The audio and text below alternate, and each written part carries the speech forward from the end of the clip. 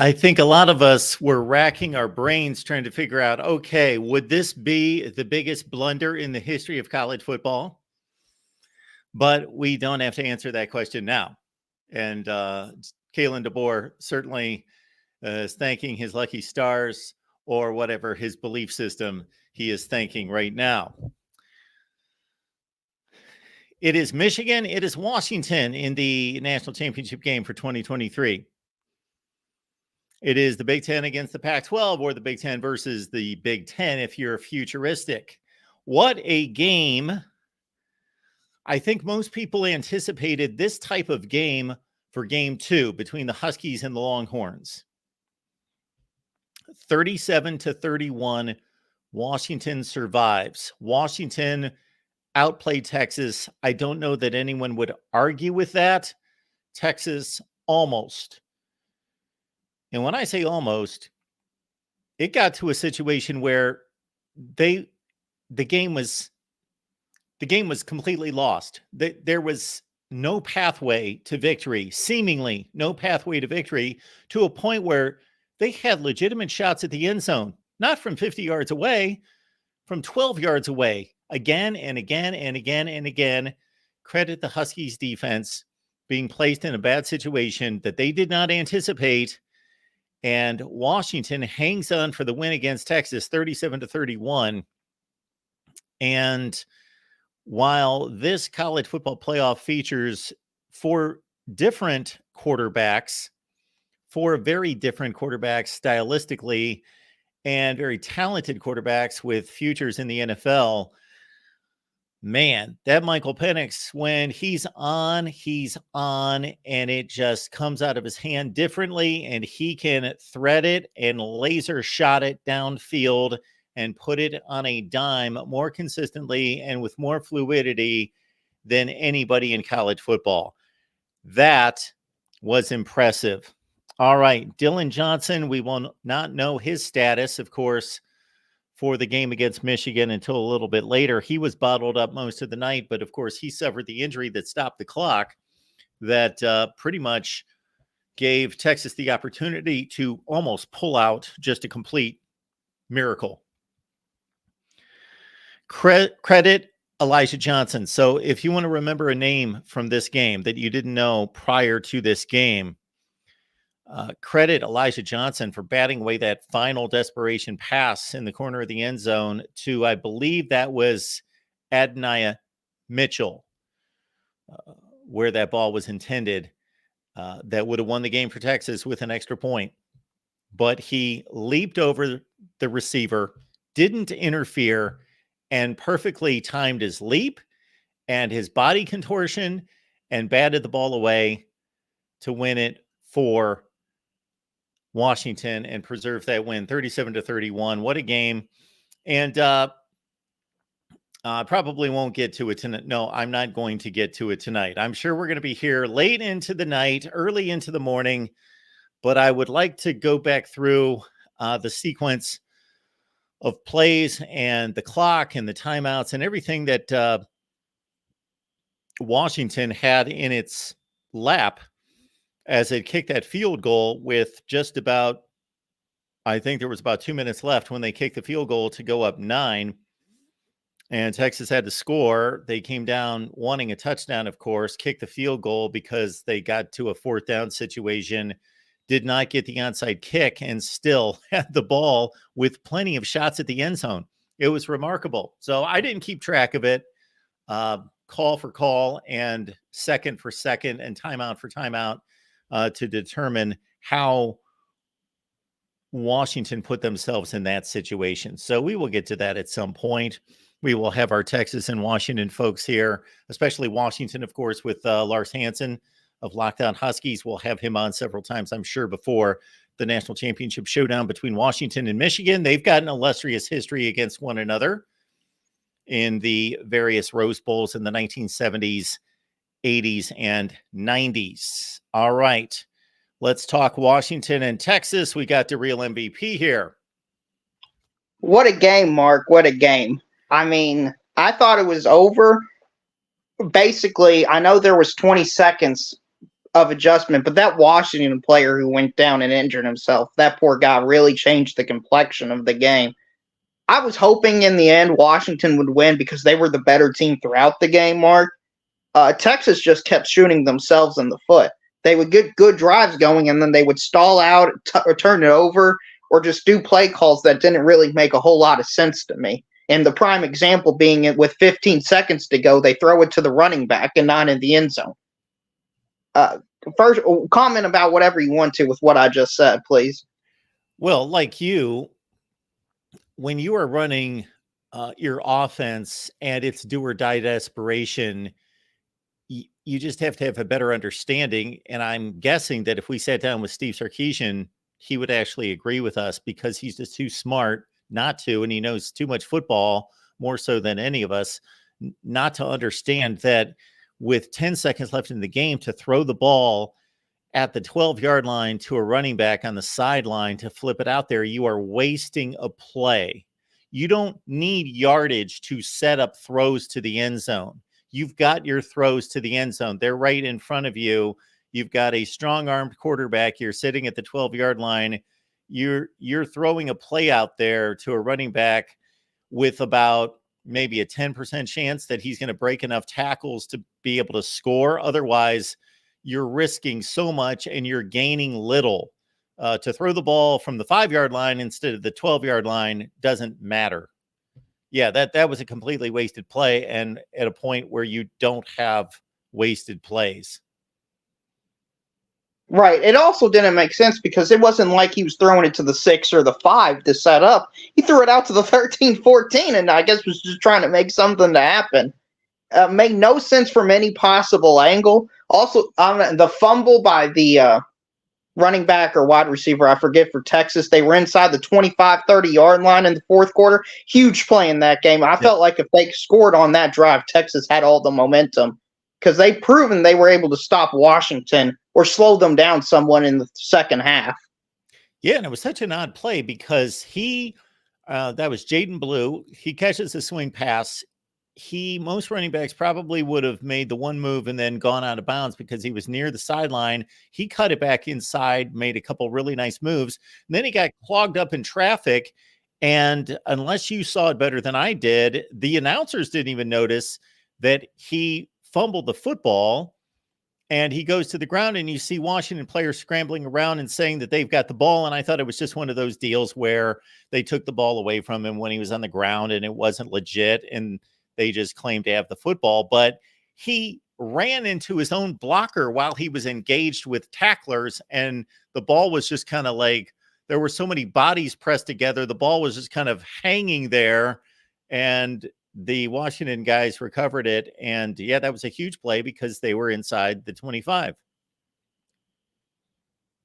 Right. And with scoring chances, you have to score. When you're down that much and you're facing a high-powered offense, Michael Penix Jr. today, Mark, I mean, he was really impressive. He had over 400 yards. He had tons of touchdowns. What are your thoughts on his performance in general in this game? I thought he just showed why he's elite, maybe the second or best quarterback this year. I think Michael Penix is the best quarterback in college football. And I wouldn't have answered it that definitively before this game. I thought that he was probably the best quarterback last season who was coming back. Not necessarily better than Young or Stroud, but coming back this season. And then he somewhat disappointed me in certain games. And I kind of brought him back to the pack. Now, when he's on and throwing the ball, he can throw the prettiest pass. But under this kind of pressure of this game, and he's the quarterback that more so needs to deliver more than anybody else. Like the offense is really resting on him. Like you saw plays where Texas defenders had tight coverage and they didn't know where the ball was. Like the ball was like traveling over their shoulder and they just didn't even know it was coming. And this was happening repeatedly. He threw a touchdown. I think it was right before halftime. It might have been the third touchdown to make it 21 that, man, he just threw a laser shot from about the 25, 28-yard line right up the seam, and it just split two defenders and was just a thing of beauty. Yeah. Right. And I knew Texas's secondary was their biggest weakness on their team. But even with that being the case, I was surprised with how much separation Washington wide receivers were able to get pretty consistently. It felt like they had a step or two on Texas players more times than I thought they would have had in this game. It was impressive. I know when you're playing with these small margins, Mark, because these are two really great teams. It was surprising to me. I mean, they weren't playing like Michigan State or anything. Texas did have good coverages, but Washington, I think, was able to beat them more times than not. And they're really similar teams as well. Right. Which I thought was poetic that Washington, their worst part of their game, which is their pass coverage, won them the game. I thought that was kind of poetic for Washington. And, Mark, I've been asked a question about a half dozen times by people. What is my chances for the percentages for the national championship? Do you mind if I answer that question? Go right ahead. So, Mark, I've been called all sorts of names, and that's fine. That's fine. I use data, and my data was wrong this year. I got some stats. They led me astray. So, Mark, I was told, just use the eye test, okay? Just use the eye test. Look at who's the best team. So, Mark, Washington's got the better quarterback. Would you agree? Yes. Washington, if the game is more offensive than defensive, would you agree with that? Not necessarily. I think it depends on the specific game. Right. So to me, this is going to be a completely battle of styles. Like Washington is a high-powered offensive machine that has no defense, basically, and Michigan is a very defensive-oriented ground-and-pound type team. And because of that, Michigan honestly reminds me a lot of the Baltimore Ravens with John Harbaugh, just a ground-and-pound, tough, rugged defensive team. And, Mark, they're the more talented team. So I'm going 51-49 Michigan to win the national championship, Mark. What do you think about those odds? 51-49. What do you think?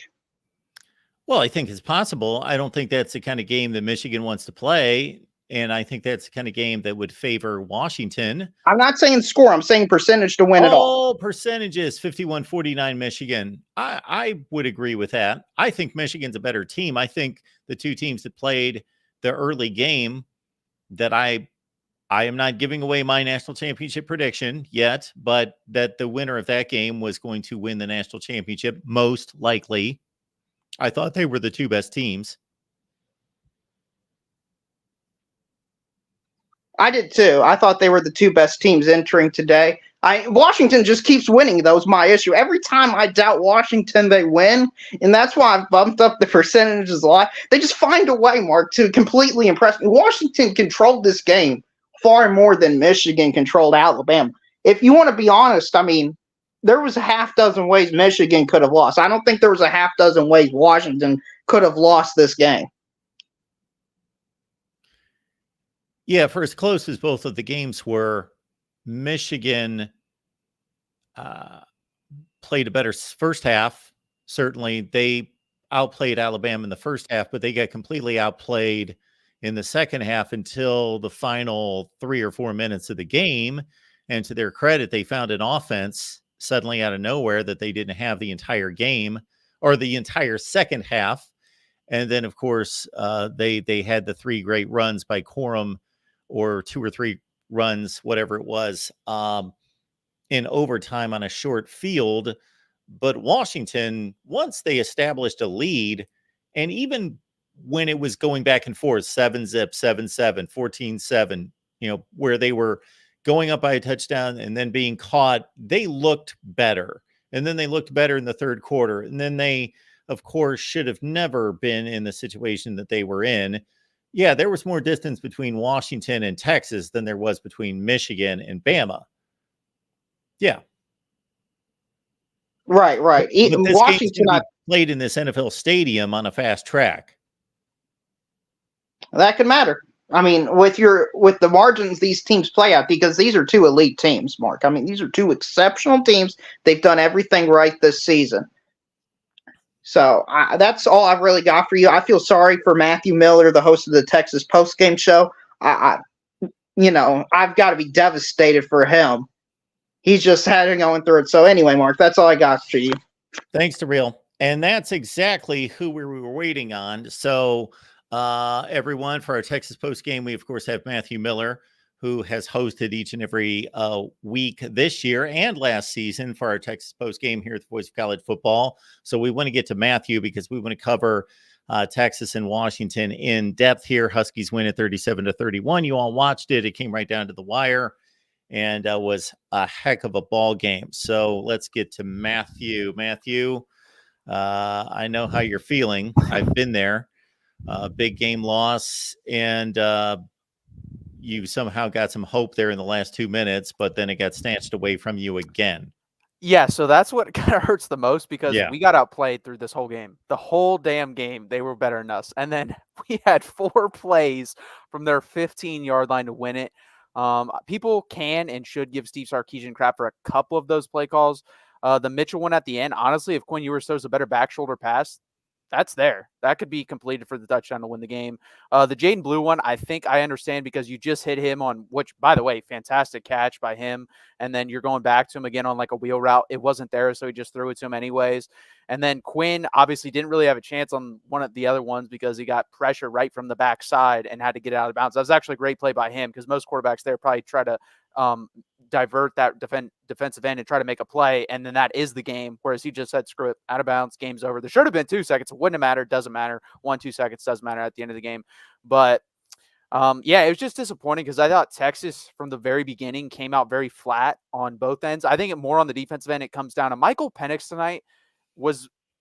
He missed 1 pass. He missed 1 pass the whole night. He overthrew Devin Culp. Everything else was perfect. I disagree with DeReal. Yes, Texas may have gotten beat by half a yard, but it's right there. He is delivering balls that are over the shoulder perfectly. 2019 LSU, that's the only thing I could think of. That's the only thing I could think of that comes to mind is Joe Burrow in that season delivering perfectly placed balls. Now, does Texas need to play the ball better? 100%. But he was fantastic tonight.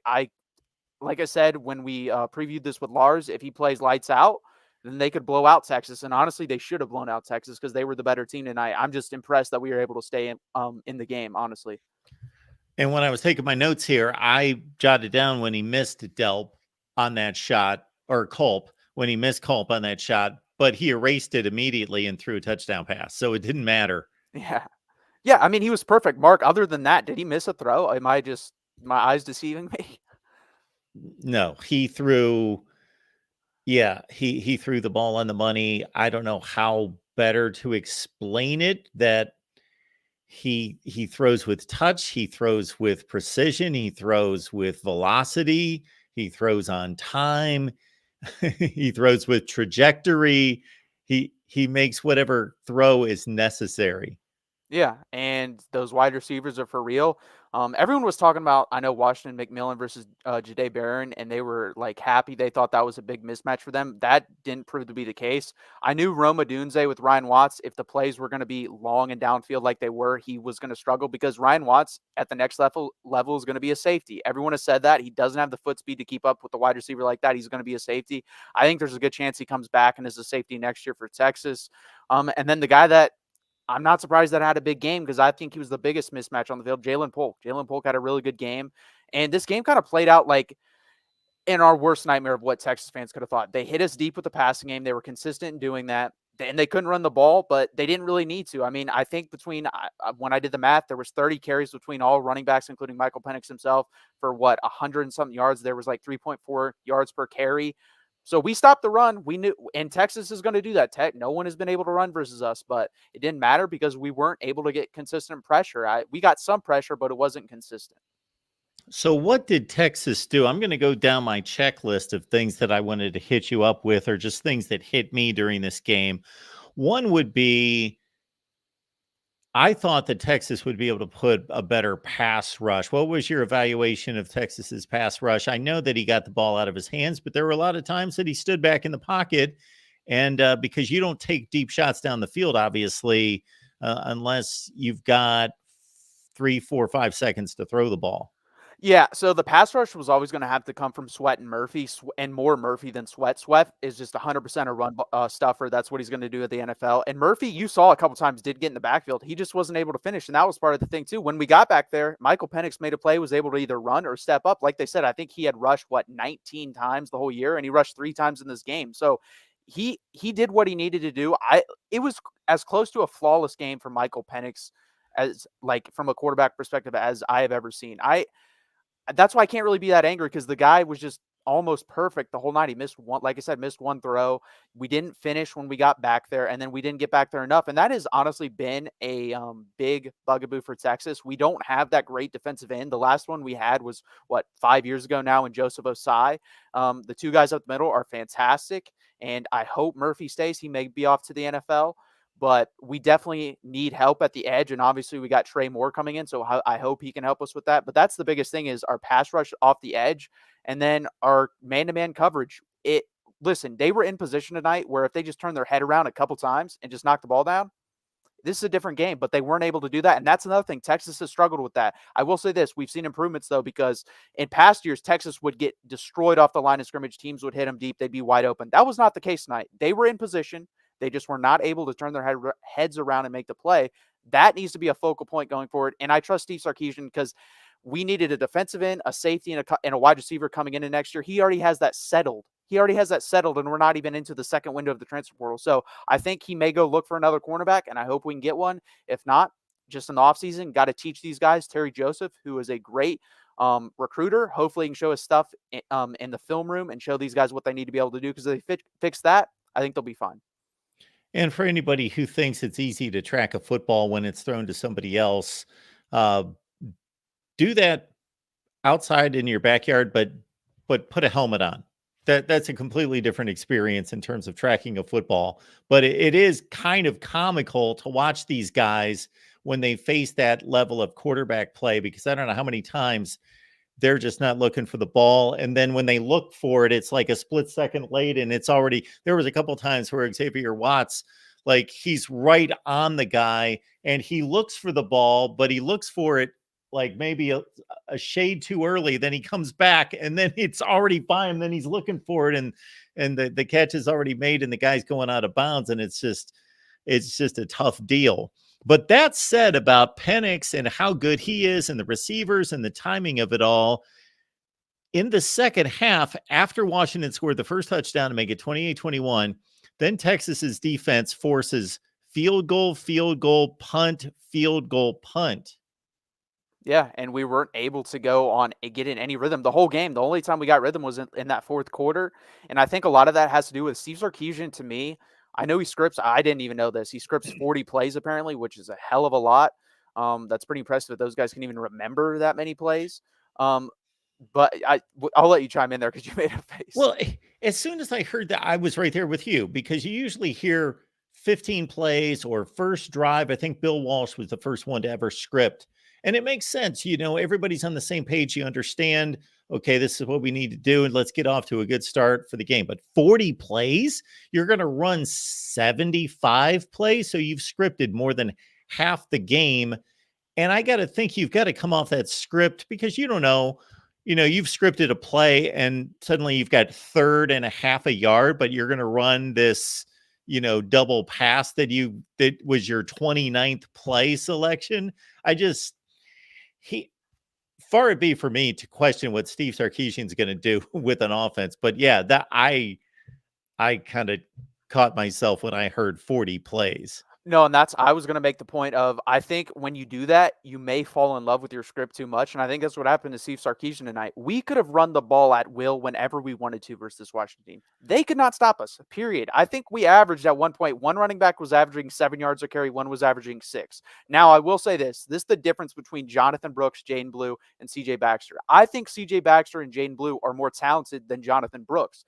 In fact, I think Jaden Blue is going to have an amazing year next year. That guy has such elite quickness out of the backfield, and no one can touch him when he gets the ball when it's one-on-one. He's very shifty. He's a great player, but ball security. Jonathan Brooks does not fumble the football, and we saw both of our running backs tonight fumble it. I'm not going to be too hard on CJ Baxter because he's a true freshman. I'm going to be a little bit harder on Jaden Blue because he's a redshirt sophomore, and that's what it came down to, honestly. If we played as bad as that, and if you just wipe away, I think, one of those, I think there's a chance we're talking about a 38-37 Texas win, which is it's crazy that my eyes watched that football game and Texas was in it. It should not have been a game. Washington was by far the superior team tonight, by far.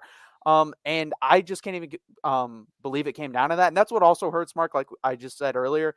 I totally lost hope when we turned that ball over earlier in the third quarter coming out. And then we get dragged right back into it. We could have won because, again, Kalen DeBoer, what are you doing? Just kneel the damn ball. First off, you gave us more time. Second off, Dylan Johnson, if that's a serious injury, he's one of your best players on offense. He gets things, a little bit bounced on offense. If he's out next week, you're not going to win. You have to be somewhat balanced. You have to do kind of what you did tonight. They ran it for 21 times with him. He didn't have much success, but at least you were able to hand it off. And that's what you got to do. Because like you said, Mark, and I think it was a really good point, this game is going to be played indoors. It's an NFL track. If you don't think those wide receivers are going to have something to say about it, you're wrong. They're going to have something to say about it. They're three guys that are going to play in the NFL. They're very good. And if Michigan cannot consistently get pressure, Michael Penix will torch you. I don't care how good your cornerbacks are. Yeah, I probably should have paid better attention and taken notes of the last couple minutes, but I just thought it was a done deal. Once Washington made the kick, I'm looking at the time thinking 9 points, and I think there was about a 150, 210, something in that range. And Texas, I think, used at least one, if not two timeouts. One? Mm-hmm. Okay, just one playing defense. I thought they should have used more because you can control the timeouts. Now, I'm saying that at the time, I was thinking, why aren't you using the timeouts? But it turned out that they were able to figure it out. And obviously, they got help by the Dylan Johnson injury, and they got help by, again, I'd have to go play by play. I just didn't think it was going to be an issue that Washington, I thought, had this thing. And then I couldn't believe that Texas gets the ball back with that much time. Like they got it comfortably back to drive the ball down the field. Yeah, I mean, they had 4 plays from the 15-yard line. That's more than anyone would have thought with about 3 minutes left on that game clock. So another thing I'm going to go to here is I'm guessing you would have liked to have seen Xavier Worthy more in this game. Yeah, I'm going to guess just because he wasn't really returning punts later in that game, he was hurt. Because I also caught a glimpse of him going off the field, and he was completely limping. This is one thing I have to say. Why in the hell was Keelan Robinson back there with a club on his hand? That guy is a great special teams player, and I have no issue with him trying to block, be a gunner on special teams on the punt unit. But Jaden Blue, a couple of times, to me at least, when he was back there in the first half, there was like 1 or 2 where if he makes a guy miss, that's a 40 to 50 yard return from the kickoff position. And that, again, this guy's shifty, and he's a really good explosive player. Instead, he put a guy back there who clearly, I think he had 2 or 3 opportunities, and both times dropped it the first time he went to pick it up. And no shit, he's going to drop it. He's playing with one arm. I literally saw him on the last one pick it up and put his other arm out here while he's carrying it. You know how easy that is to strip? So that's my biggest, I would say, bugaboo with Sark is that. And then the second would be this not coming off the script. Those are really the only 2 things. I'm not as hard on coaches when I don't see teams come out with fire on one side of the ball, in my opinion. That's more on you as a person. And our team on the offensive side of the ball, but honestly, both sides of the ball, didn't really come out with any fire or intensity. And that's something has to change with that in bigger games, because we did that versus Oklahoma. We did that versus Washington. Now, we didn't do that versus Alabama. So maybe it's just a game-to-game thing. I don't know. What did you think about Quinn Ewers' performance? I thought he was okay. I didn't think he was great. Obviously, when you're going against a quarterback like Michael Penix and the way he played tonight, you were going to have to be a lot better. And I thought early on, Washington, they were fantastic. This was clearly in their game film and script and everything. You got to jump. If we're not going to get there, just jump and bat the ball down, because I think they had like 4 or 5 bat downs in the first half where Quinn did have someone open, was going to hit him. And that caused, obviously, once it's batted down, the play's over. And then Jaden Blue dropped the big pass, too, down the sideline on that wheel route. So I thought Quinn played pretty good. I'd give him like a B- grade overall. I thought he was probably our third best player on offense. I think Jaden Blue, Jatavian Sanders were our two best players on offense. And then if you want to throw an offense lineman, Kelvin Banks had a really good game too. But yeah, Quinn was okay. He was good enough to win. Everyone around him wasn't good enough, but he was good enough to win. You already mentioned the fumble by Jaden Blue, and he made a couple exceptional moves in the open field and cut it inside and got him inside the 25. And then it was just odd because the announcers didn't see it. I didn't see it. No, I didn't see it either. He was just like trapped between two tacklers. Plus, I think the offensive lineman actually knocked the ball out of his hands. Yeah. And it was just kind of like sandwiched between all of them. And so they hit the ground, and you see Washington players motioning that they had the ball. But yeah, that was enormous in this game. Yeah, because that was like the first drive of the whole game where you actually saw Texas get into rhythm. Oh, they're moving the ball now. Here we go. This is what we expected. And Texas is a very much rhythm-oriented offense. It's all about rhythm, timing, everything like that. And that was the first time we got into any rhythm. And then you see Jaden Blue, like you said, you described it pretty well there. Two guys come in on him, and then Gunnar Helm, the tight end, like is running to try to block. And I think he's the one, his elbow like hits the ball out of Jaden Blue's hands. By the way, I'm sorry, that should not be happening. If that's not getting it knocked out of your hand or the ball out of your hand, then you weren't holding it properly. Like that should be high and tight. That's been the issue with Jaden Blue. I don't think that's why he gets the playing time he needs or deserves, honestly, is because he does turn the ball over. I think that's his biggest bugaboo. Definitely need to work on it in the offseason because the guy has way too much talent. He has, as you saw on that last catch, that's a really good catch for a running back to make. He's explosive. He's fast. He's agile. He can be a very good running back. And hopefully he can just get that under control in the offseason, hang on the ball a little bit better. Well, Matthew, if you're up for it, we'll take some of these calls and you can answer questions on Texas, Washington. So if you guys aren't familiar, again, Matthew joins us every Wednesday, 7:30 Eastern for Bleeding Burnt Orange. And he's been prepping Washington for so long. I am confident he can answer questions on Washington. And I, of course, will have some things to say as well. So we've got Michigan Man here. Michigan Man, what's going on? What up, man? You know who I'm calling out, man. The real MVP, man. What's up, my guy? What's going on? Hey, well, man, look. You've unfortunately called at the wrong time to the wrong guy. I know he listening. Yeah. I know he listening. Hey, Mark. Yes. So, who's more who's higher? Who recruits better, Texas or Washington? Texas. Okay. Who recruits better, Alabama or Michigan? Alabama. Oh, who are the two teams in the title game? Why are we playing this dumb game? Hey, man, you mean like a 3-year-old? I'm just saying, man. I'm just saying. Hey, but it's not an exact science, and there's more to producing a football team. However, the teams that recruit better make the championship game 80% of the time. So it's certainly a viable for all the Michigan fans. And I've already heard it from them about recruiting rankings don't matter. You're a complete idiot if you don't believe recruiting rankings matter. You are a complete moron. That doesn't mean that they are everything, but they are extremely, extremely important. Yeah, I'm not talking to you specifically. I'm talking to anybody out there. No, I know. People make things too all in exclusive. Like if you say recruiting rankings matter, then that's all that matters. And so therefore a team can never defeat another team that's got a better recruiting rank. No, it's extremely important. It's not everything. And I have said, while I did pick Alabama to win, I have stated this a zillion times ever since the matchup was made, that there's one component to the talent rankings that they're going to have to account for going forward, and that's the transfer portal. And I don't think that they're doing that effectively now. No, that's true. See, you evaluated the correct way, though. For people that just look at recruiting rankings only pretty much and pretty much put 99% of their picks on how well you recruit high school talent, like the real MVP, that's what I'm talking about. Both matter. If you say only one, either way, if you say only recruiting matters, that's dumb. If you say it doesn't matter, that's dumb. That's my point. I gotta talk about that. What was that first down call, man? When you had with 15 seconds left, what was that?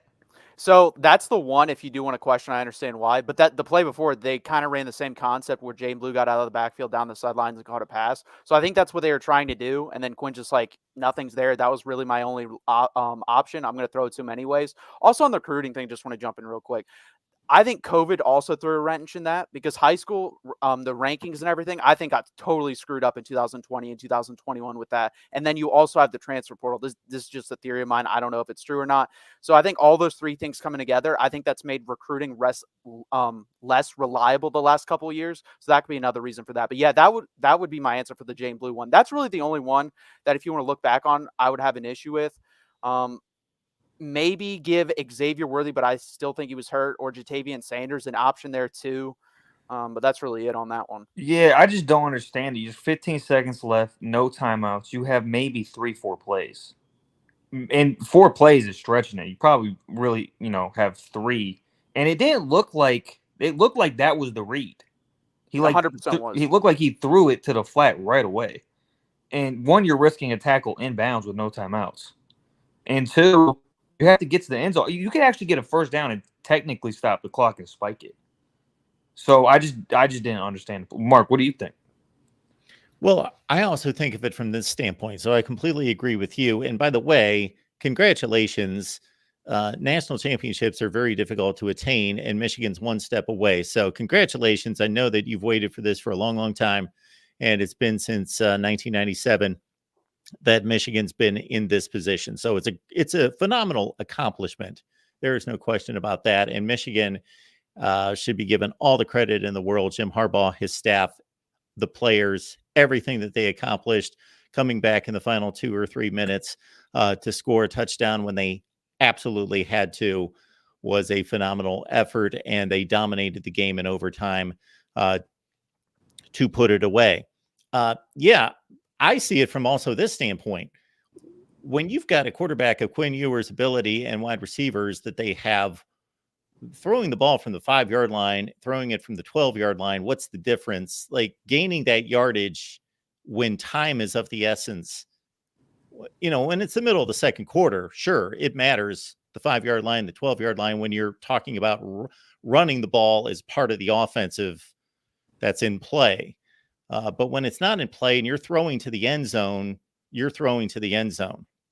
And sure, it matters if it's the 12 or the 25 or the 30, but the 12 versus the 5, I think you've wasted a play. Even if he picks up 6 or 7 yards, I think you've wasted a play. Well, yeah, and again, you have no timeouts in 15 seconds. I just didn't understand it. It was a great game, man. Washington offense is scary, man. That offense is. It reminds me a lot of C.J. Stroud, Ohio State offense. I think that's not a bad comparison because Penix is super accurate like Stroud. I think they just have 3 guys that are, basically Rome Odunze, your Marvin Harrison. Then I would take Jalen Polk and Jalen McMillan over any 2 or 3 option from Ohio State. I'm not saying talent-wise, like star-wise, but I think they've been developed better. They remind me more actually of the Garrett Wilson, Jackson Smith-Njigba, and Chris Olave. Chris Olave. They remind me a lot of that offense. So yeah, I was pulling for Tech. I don't know, man. Either way, it's a tough matchup for Michigan. I just think maybe Texas would have been the better matchup. It's more like on like. I feel like Washington, the pass game just scares the hell out of me, man. If you don't get pressure on them, it could be a long night. So I don't know if you guys agree with that. I don't think Washington will be able to stop Michigan's run. They couldn't stop our run, and I think your offensive line is better in run blocking than ours is. I told Mark this though. Michigan's weird, man. they go into one game versus the defense you think, they should run all over, and then they can't do anything. And then they go against Bama and Ohio State's defense, and they seem to be able to put up 30 or close to 30 points. They're just unpredictable on a given night of are they going to succeed in these areas or not. So I don't know, man. I will say this, Michigan's offense. I can't believe I'm going to say this. I don't think these words have ever been uttered before. Washington's offensive line is a lot better than Alabama's offensive line.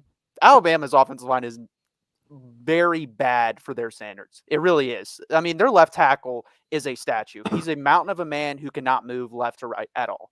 In pass pro, it is. Yes. It was awful tonight. Yeah. They did some things in the second half to mitigate that, but in the first half they got completely tossed around and blown by. But it's a pretty good run blocking line. But I think Washington it's probably the scariest run blocking line just because of their size and how they can move people. I think Washington's elite in pass protection, though. I think. Yeah, it's gonna be interesting, man. I can see people. I'm a Michigan fan, but Washington can win that game. I mean, really, when you get to the Final Four, I think most teams can win games, but Washington can win that game, man. I'm scared about that matchup. So that's really all I got to say, man. Go Blue, man. We in the natty. Hopefully we can take this trophy home, man. And despite all the recruiting and all that, either one of these teams, man, they're going to win a chip without a top 5 talented recruiting base. So all right. Thanks, man. Appreciate it. I think either of these teams would be the least talented on paper to win the national championship. Yeah, at least since going all the way back to Auburn and Cam Newton, maybe that team, possibly. All right, we'll keep it moving here. We got Nick on the line. Nick, what's going on tonight? Sorry, guys. Hang on just a quick second. Sure. Just swallowing some Gatorade. Sorry. Oh, swallowing some Gatorade. Yeah. All right. That was well timed. Yeah, well, there we go. Well, appreciate you being here, Nick. What's going on? No, man, I appreciate you guys. That was a heck of a game. Did you guys feel that, what was that play by Michael Penix, the wide receiver rolling out? They were doing some trick stuff, and there was there was a mention of some of their trick plays at the end, their pass plays that were pissing off the Texas defense. That it's causing the Texas defense to stand up and get pissed off. I thought that was legitimate, but at the same time, I thought it was more so stupid. Washington should have won that game without it being that close. No, I know what you're saying. Yeah, it was like the double reverse pass that was set up by Penix. Yeah, it was that whole series, because they went 3 and out there, was very stupid in my opinion. You're up by, I think at that point they were up by 10 points. Why not just take the air out of the ball and run? Because Texas has had no rhythm the whole night. You're kind of firing up a sideline okay, so you're just going to start running gadget plays versus us. That's how you see us. And they did get fired up a little bit there. But again, if it doesn't really matter if you get fired up, if you don't have the talent on the outside to stop their wide receivers. And there was another play earlier in the game too, when they went for it in the red zone, running it straight up the middle. I thought that was very arrogant by Washington. That made no sense to me. It was pretty simple in the first half. I think it tweeted this out. If Washington decided to pass every play, that would be their best option. If Texas decided to run every play, that would have been their best option. That's how this game should have played. I thought both offensive guys decided to get too tricky at times and not just stick with their best option. But it is what it is. I do think, again, Washington got a little bit too cute, but they didn't pay for it in the end. The play you were talking about, Matthew, I think it was 4th and 2 or 2.5. It wasn't they lined up and ran Dylan Johnson straight forward like it was. They ran it like it was 4th and a half a yard. And I thought, I know you think you have a great offensive line, and you do. You won the Joe Moore Award just against this Texas front. I just thought that was a stupid thing to do when they were passing the ball at will and got down to the 10-yard line that way. And then all of a sudden they tried to muscle up. Also, too, I thought this is where Texas lost the game. No offense to Washington. I mean, they got a little bit cocky at the end. I mean, but as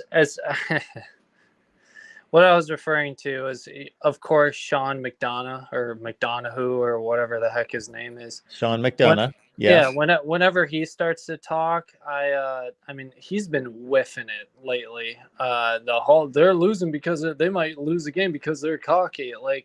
Come on, man. But anyway, Texas, Washington with the injury and all the stuff, that's legit. I'm fine. But come on, Texas. Why are you throwing the ball? Were they inside Washington's 30? what was it, a second down or something with like 15 seconds left? Why are you throwing the ball to a back that's behind the line of scrimmage with like less than 15 or 15 seconds to go in the game? To me, that was the game, because after that play, there was less than 10 seconds left. I think that at most they had two more plays left. after that. But why? I mean, Quinn Ewers had been dropping dimes. I mean, he was in a rhythm. And then you throw the ball.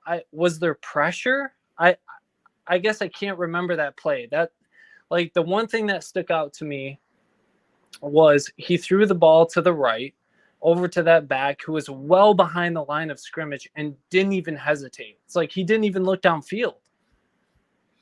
No, like I discussed with the last caller, I think it was basically like they wanted to run that wheel route again because it was basically the same route concept that he caught on the opening or the last play. But the problem was they covered it right away. Like, it was covered from there. Quinn decided, you know what, I'm just going to check it down. Now, you can argue that if you think he should have thrown it out of bounds, that's fine. And even the concept, if they should have thrown the end zone, I'm fine with arguing that. But at that time, I understood the play call because Jaden Blue he had beaten Washington defenders down the sideline twice in the game. He caught one, he dropped the other. So I understood what they were trying to do there. He's one of the shiftiest guys on the team. You want to get him in open space down the sideline. I just think there was a little bit of pressure from the backside, and Quinn's like, I got to let him eat it, or I got to throw it to him right now to get it on him, to give him a chance. And that's what happened. But I really think the play was supposed to last a little bit longer so he could get down the sideline and then hit him from there. Okay, that makes sense, because Blue was in like, it almost looked for like a half second like he wasn't even expecting the ball. No, like it was almost kind of like a bailout. Like, let me not get like blown up here. No, and that's the thing too. If they ask Steve Sarkisian, I'll have to go watch the press conference. If someone asks that question, which I'm sure they will, I'm interested to see if he said it was the same concept. We wanted to get him down the sideline, or something was just not there from the beginning. They were looking at something else and that it didn't develop and they just checked it down. Now, if it was that, Quinn should have just thrown that out of bounds. But to me, it would look like that was the first read and they just covered it up from the beginning. So he just checked it down anyways, which you can still disagree with that. Okay. Well, how do you guys feel, not to put you too much on the spot, but how do you guys feel overall about the Michigan-Washington matchup? Man, I think Michigan is much better at Texas of getting pressure on passing downs from their ends, but I don't think there's any I think Michigan and Texas are basically the same defense when it comes to rush defense. I think they're 1 and 2 in the country in that aspect. I think they're very good stopping the run. Obviously, they have a much better secondary than we do. I mean, you have Will Johnson, Mike Sanistrell. Those guys are way better than anyone we have other than Jahdae Barron, our nickelback. So I think if Michigan can consistently get pressure versus Michael Penix and get him down. When Texas got there, they did not get him down. He was able to scramble. And that showed to me that Penix was probably injured earlier in the year too, because he was able to scramble and get some yards. You haven't really seen him do that much this year. If they're able to get back there and get him down, I think they win this game pretty easily. But if they don't get back there and they don't get him down, I think Washington's going to have a field day, because I don't care how good your secondary is. It is 3 NFL wide receivers with an NFL quarterback, and anytime those guys have time to throw, you're going to have issues. That's my opinion on the game. So to add to that, I would just say that I think that they're more prepared to cover on occasion, because your rush isn't going to get there all the time. So tackling in space is going to be important to bring guys down after a 12 or 15 yard gain and not let it turn into 35, 40, 50 yards or to the house. And I think Michigan's well equipped to do that. I also think that sometimes you do have to lean on, if you've got elite corners like Michigan does, for them to cover for 3, 4, 5, 6, 7 seconds, not on a regular basis by any stretch. But I got to think that now that Michigan has faced Jalen Milroe, they faced the most mobile, dynamic quarterback that they faced all year. So that shot. Yeah, and what they do, Mark? What did they do? Well, they won the game, but they gave up a lot of. They gave up a lot of rushing yardage to him. How many sacks? How many Well, sacks? they had sacks, sure. They had sacks. Yeah. He's not. See, there's a difference between being a dynamic athlete that can burn a defense versus being a seasoned quarterback who knows when to get rid of the football or when and how to work the pocket or elude the rush. He doesn't know how to do that very well. Yeah, so Penix does. Washington has an NFL quarterback. Exactly. Okay, so that's the point I was getting to. Yeah, sorry. So does the Washington unit, would you guys say, is better than the 2021 Ohio State unit? Oh, quarterback, wide receivers? Yeah. I think it's so close it doesn't even matter. It sounds like Matthew thinks Washington's better. I think their third guy's better than, because at that point, was that who was the third guy at Ohio State that year? Well, 21. That's Marvin Harrison didn't even play. Right. No, until the Rose Bowl. That's Chris Olave, Garrett Wilson, Jackson Smith and Jigba, and Chris Olave. Yeah.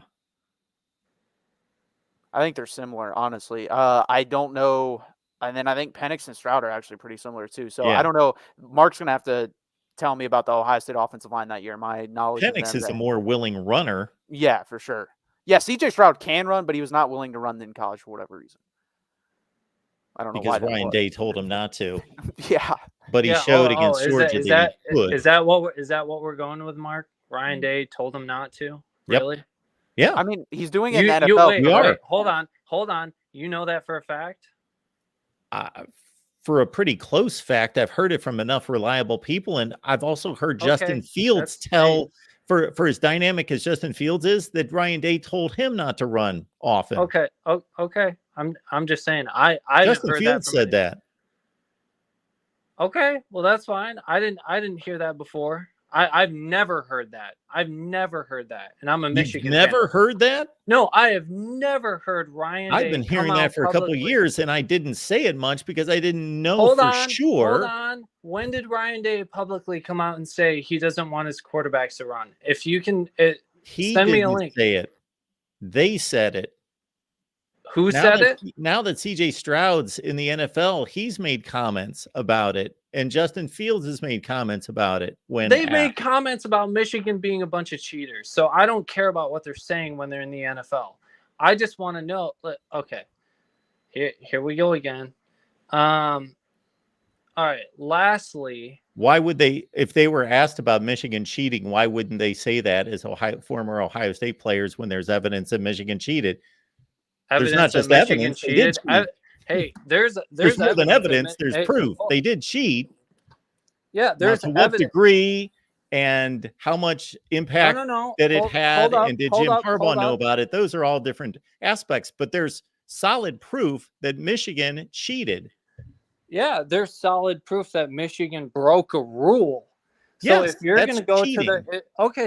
Breaking a rule is cheating, right? Yeah. Okay, well then Ohio State's a bunch of cheaters because you guys have broke a bunch of hell of a rules.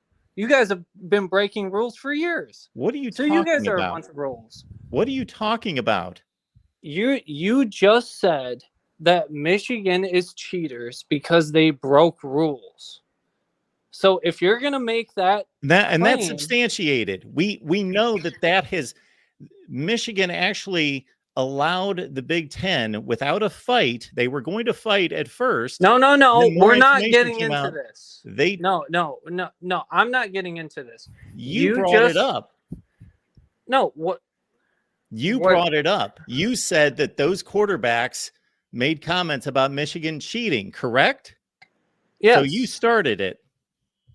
No, what I said is that players, what I was saying is that players who are in the NFL, you can't take exactly what they say to the same grain of salt with regards to college when they're in the NFL. That's all I was saying. How? What proof do you have of that? I don't have any proof, but they're in the NFL. I could make the exact opposite assumption and say we could take more validity in what NFL players have to say because they're no longer in college and they don't have to be accountable for it anymore. They can say whatever they want. Exactly. They can say whatever they want, which might mean that they're not being very accurate, or they might be homers or what. I would It say gives them there's the more free. likelihood that they're being more accurate once they move on to the NFL and nobody can touch them or do anything to them. Okay, and that's fine that you believe that. I don't believe that. I think it might be fine. sometimes Neither one the of us have opposite. proof. Okay, exactly, Mark. Like, I'm good with that. I'm Oh, okay, fine. Yeah, like I'm good with that. Anyway, it. Sorry, guys. Sorry. I don't know if Ryan Day told his quarterbacks not to run. However, I've heard it from 15 reliable sources, including those two quarterbacks in particular, that they've said that and that other media believe that. Okay. Ryan, I was not there. I do not know that for sure. And that's great, but you heavily led on that Ryan Day made that assumption, like in college. Like there was a lot of evidence for that. Like, okay, this is for sure. Like, I mean, in college, like when it's not there. So don't act like it's there. No. I said that there's a lot of sources that claim that. Yeah, Ohio. Okay. Yes, fine. Ryan Day would never come out publicly and say that, though. He'd never say, "I'm not allowing my quarterbacks to run." He would not say that. I'm just letting you know, because first off, you want the defense to know that, hey, these guys could run at some point. Whereas I'm telling him I don't want them to run, so he would never come out and say that anyway. Well, exactly. That's what I'm saying. Because if CJ Stroud didn't run in the national fraudulent slip or whatever you want to call it in the national championship game, let's call it. If CJ Stroud didn't use his legs, then Ohio State wouldn't have had a chance against Georgia. So I don't want to hear that. But man, I'm not getting your point, but keep going. Yeah, I'm sorry, Mark. You got me flustered there. I don't know where it was going, but let's go to where was it going here? Here's the other thing. Texas coming into the SEC. A lot of SEC people think that, and SEC fans think that, like, oh, Texas was only good because they weren't in the SEC. They played the Big 12. And I don't actually think it comes down to recruiting rankings. I think that has plays a factor into it. But I actually think Texas can challenge in the SEC next year. I think that is a legitimate thing. I don't think people can dismiss it. Alabama, Jalen Milroe's coming back, but he has serious questions. I'm not a big believer in the Georgia and Alabama quarterback situation. I think Texas could be coming into the SEC with the most stable quarterback situation. I think that's a big deal. I don't disagree with that. Just based off of, I'll give you my 25, 24, I don't even know, prediction for next year. Just by looking off the schedule and who I think is going to come back, I've heard from sources that there could be some magic behind the works, that you'll see one or two guys come back that no one thought was going to come back. A.D. Mitchell may be one of those guys, which I hope to God he comes back. I think Ryan Watts will come back. I think there's a chance Jatavian Sanders comes back. I think it's very slim. But I think we're going to be at least 9-3 next year. And I'm counting a loss to Michigan there, because our schedule's not super hard. I think our hardest games are Georgia at home, Michigan on the road, and then I think Kentucky at home will probably be a struggle fest. But those are three games that are going to be hard. Obviously, Oklahoma as well. But I'm going to be straight up honest. If Michigan wins the national championship, I don't expect J.J. McCarthy to be back next year. So that'd be pretty nice for us to go into Ann Arbor and face whoever's going to be the quarterback that's going to be there, and possibly no Jim Harbaugh too. So I could see at worst 9-3. I could see at best probably 11-1. That's just an early prediction, like really early. Mark? My prediction on Texas and how good they'll do in the SEC.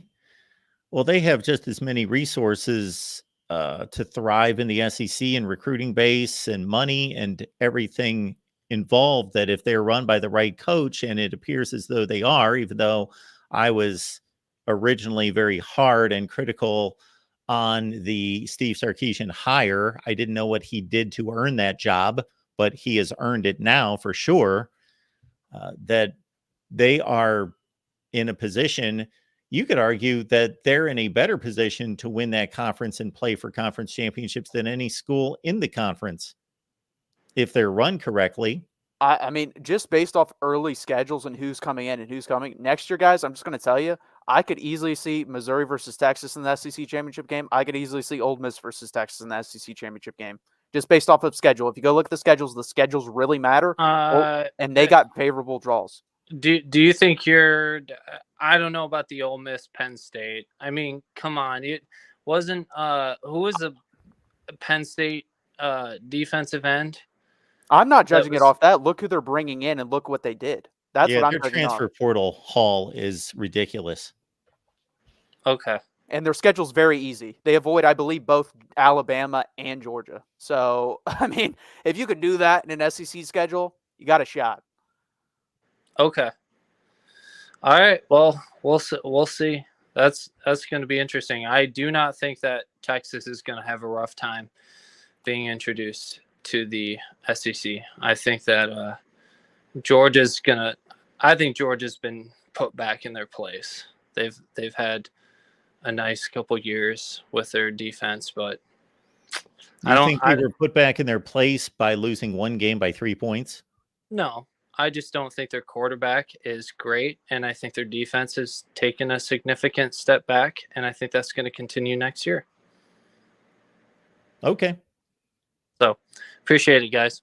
Thanks, Nick. Appreciate it. Before we take the next call, I want to clarify something because I'm sure I've not been looking in the chat, but I can guarantee I know that Michigan fans are not happy with me going off on them about cheating. I want to make something clear, especially on the night of their biggest win in 25 years. However, here's the deal. I'm not saying that it's systemic. I'm not saying that Harbaugh knew. I'm not saying even that it was impactful or changed any results. That I don't know. This is what needs to be determined in the next 6 months to a year, whatever, by the NCAA regarding the cheating and the extent of the cheating.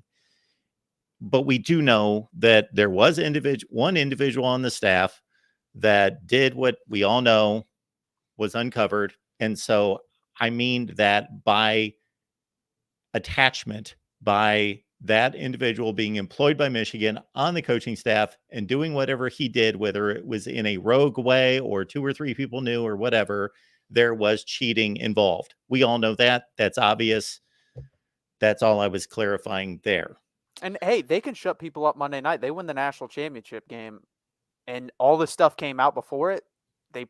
There's about a 99.999% chance they never cheated in any of these games that afterwards. Yeah. They're your national champions. So can't really say much after that. Yeah.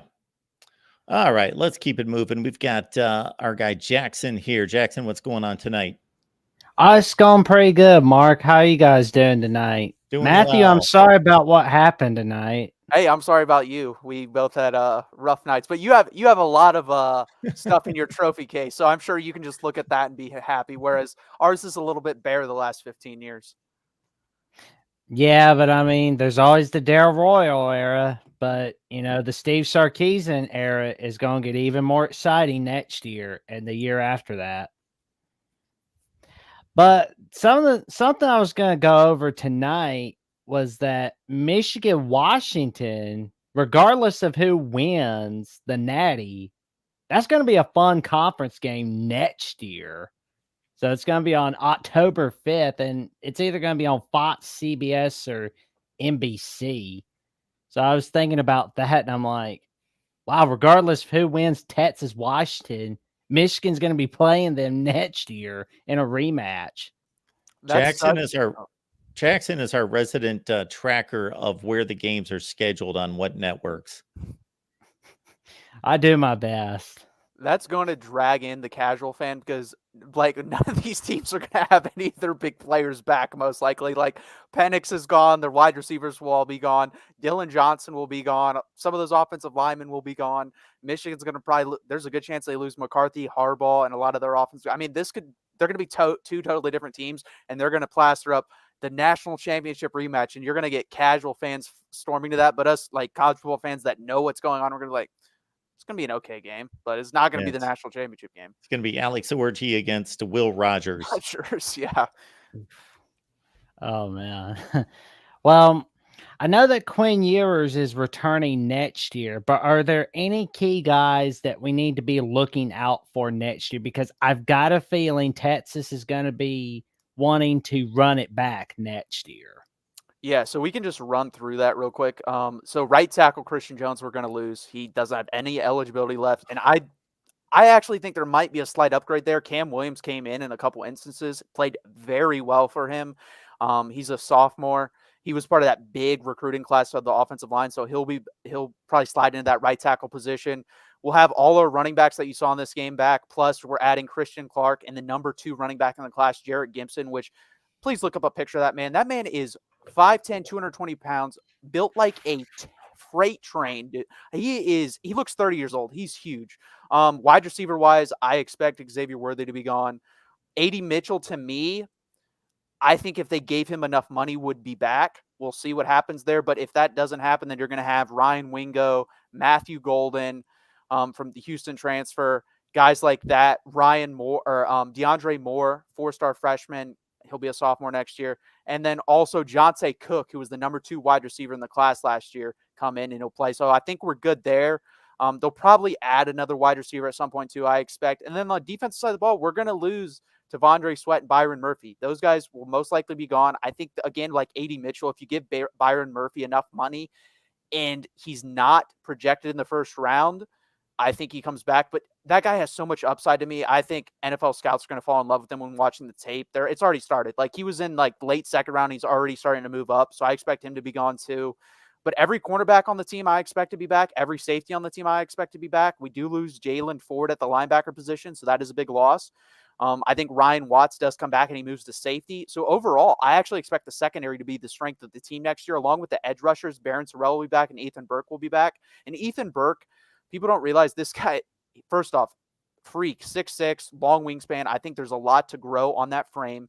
He's going to be a good pass rusher. He already has shown glimpses of it. And people forget, he tore his MCL, missed 1 week and came back after surgery, and he was still good. So I expect him to have a good season next year. I think this offensive line for Texas going into next year is the best offensive line we will have had since our national championship offensive line in 2005. That's how much this offensive line is going to improve, in my opinion, because you're only missing one guy, and you're going to have a top 10 pick in next year's draft at Kelvin Banks at the left tackle position. So that's why my confidence isn't like waning that much, because again, the playoff expands to 12, and I think Texas, if they go 9-3 in the SEC, I think they're in that 12-team college football playoff. So I think there's still a bright future here, especially with Quinn Ewers coming back.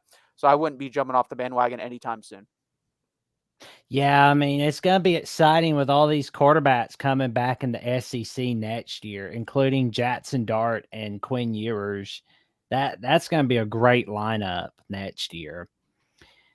But I'm kind of just feeling like, after what I saw tonight, after what we all saw tonight in the Superdome from Michael Penix, I kind of can't help but really feel that the Heisman needs to be moved to after the college football season. I mean, Penix knows how to win the big games.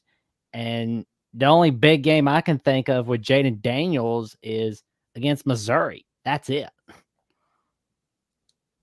for this season.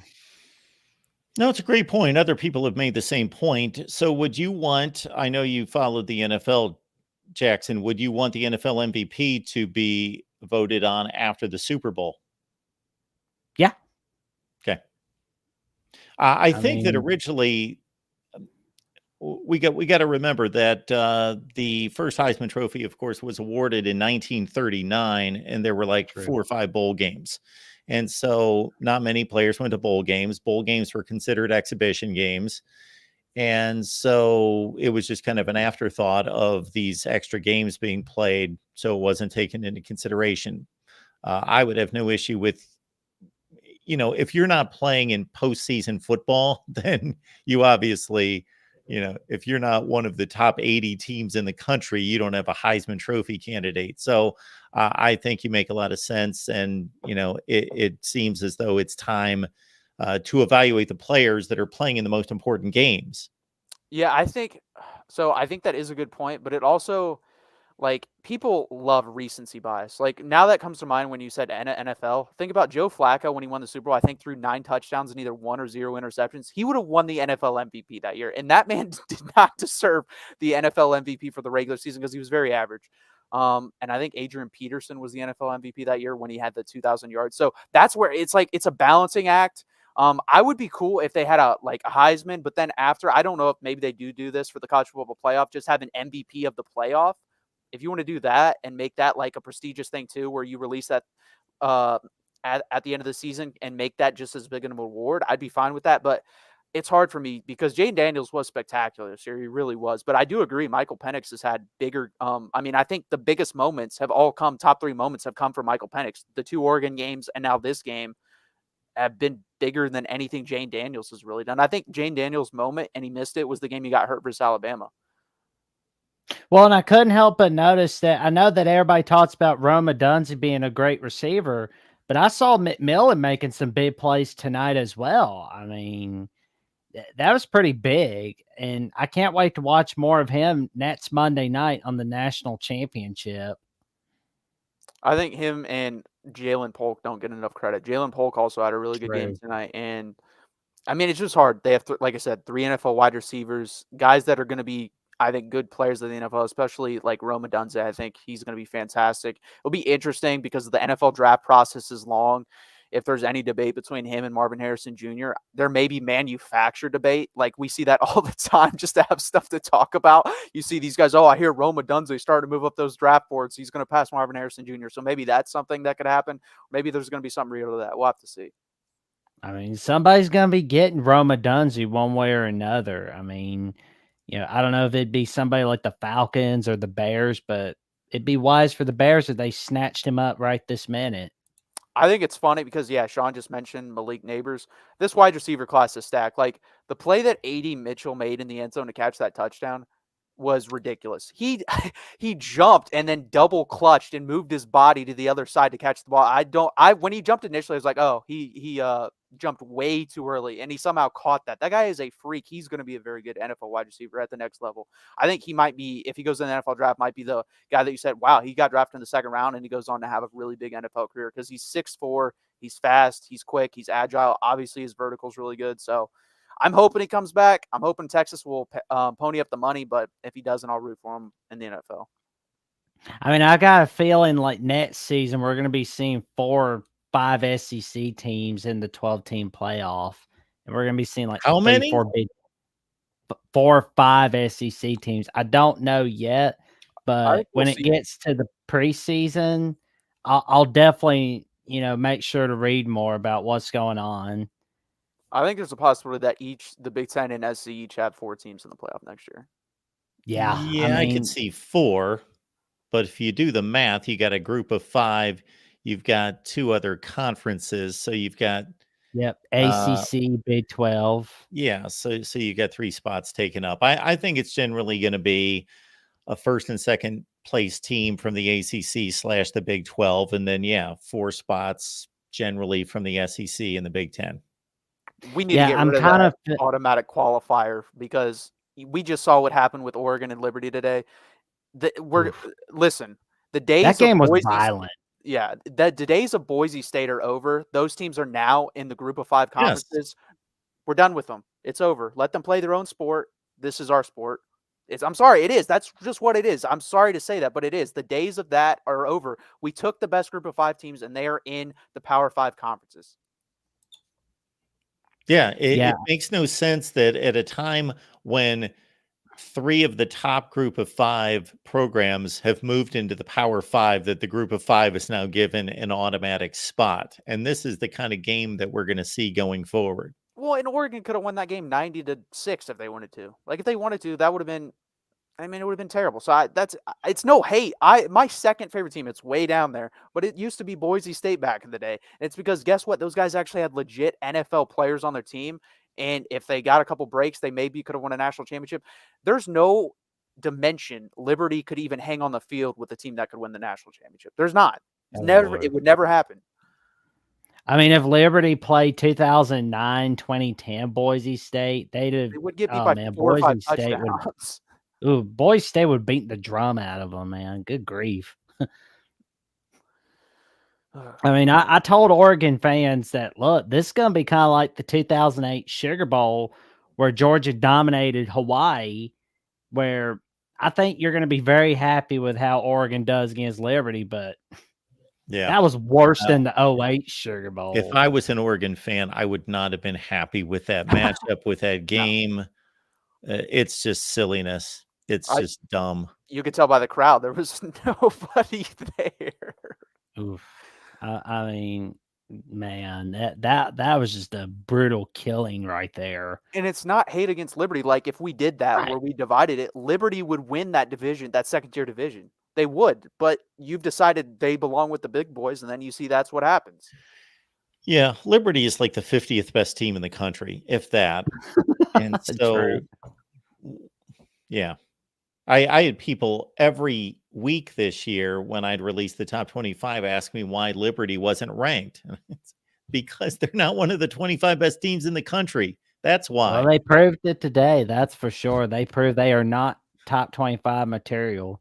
I mean, I wish we had Liberty and SMU play each other this year. I mean, maybe they could play each other next year or year after. Who knows? But that'd be cool. But see, Jackson, that would be like a Division II national championship game, and I think most of us would watch it here, and it would be a good game. But it wouldn't be. I don't want to see them get blown out by teams that are above them. I just don't want to see that. Oh yeah, I mean that Oregon Liberty game. That game was just not for children. That's a no-no. Yeah, I wonder if you went to the athletic departments, the administrators, the coaches, everybody involved at the group of 5 level and said, do you want to play in the national championship, knowing that you're going to lose by 5 touchdowns every year?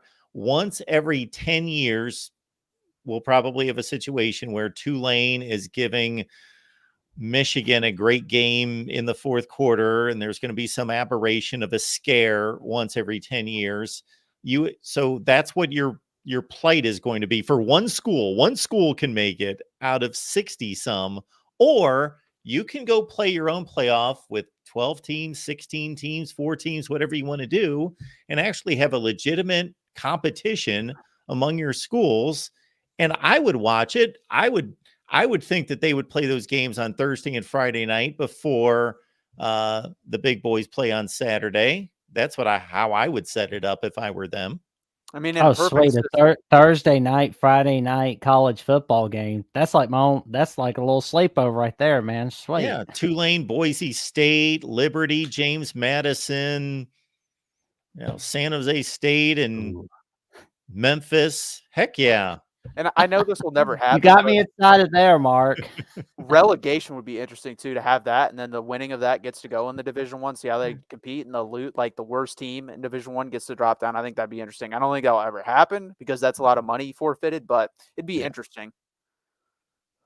Yeah, I mean, got some great games and had plenty of great games. But before I go, I'd like to say, if you love top-notch college football content, go to patreon.com/MarkRogersTV or become a YouTube member at The Voice of College Football, where you can get some of the best insider knowledge in all college football.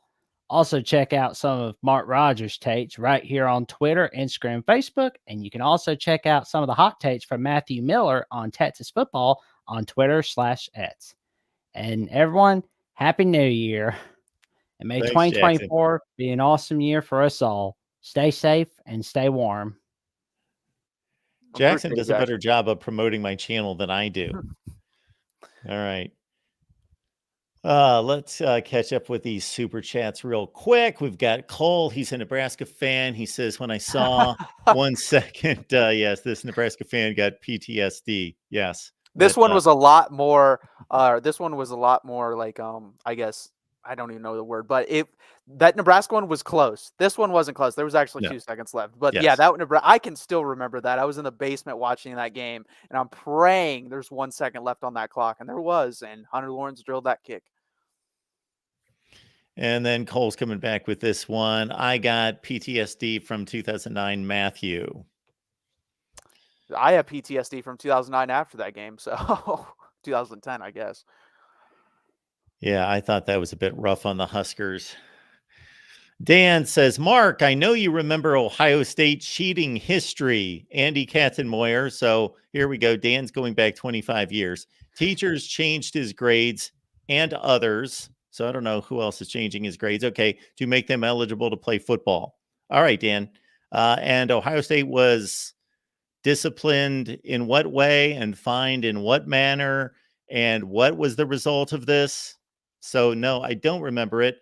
But since this is only one of Ohio State's cheating history, Dan, what I would like you to do is I want you to write up each one with a $5 super chat, and you can make us a list of Ohio State's cheating history, and I will read each and every one gladly. Thank you. All right, let's go to Sean. Sean, what's going on tonight? Hello, Sean. Hey, hi. Hey, Sean, what's going on? Oh, not much. We're talking about PTSD. I have PTSD from that game as a Cincinnati fan as well, because I thought we were headed to the title game against Bama. Can you imagine? Well, I saw the Sugar Bowl that preceded that. That succeeded that, and that was but Bearcats could have been in the national championship game that year. Yeah, so somebody would have needed to step in on that one. Hopefully the BCS computers would have done better than that. They were an actual power conference team at that point, right? They had an automatic bid. Yes. Big East, right? Technically, yep. Yes. Mm-hmm. Yeah, so I didn't count it that way, but yes, they were technically.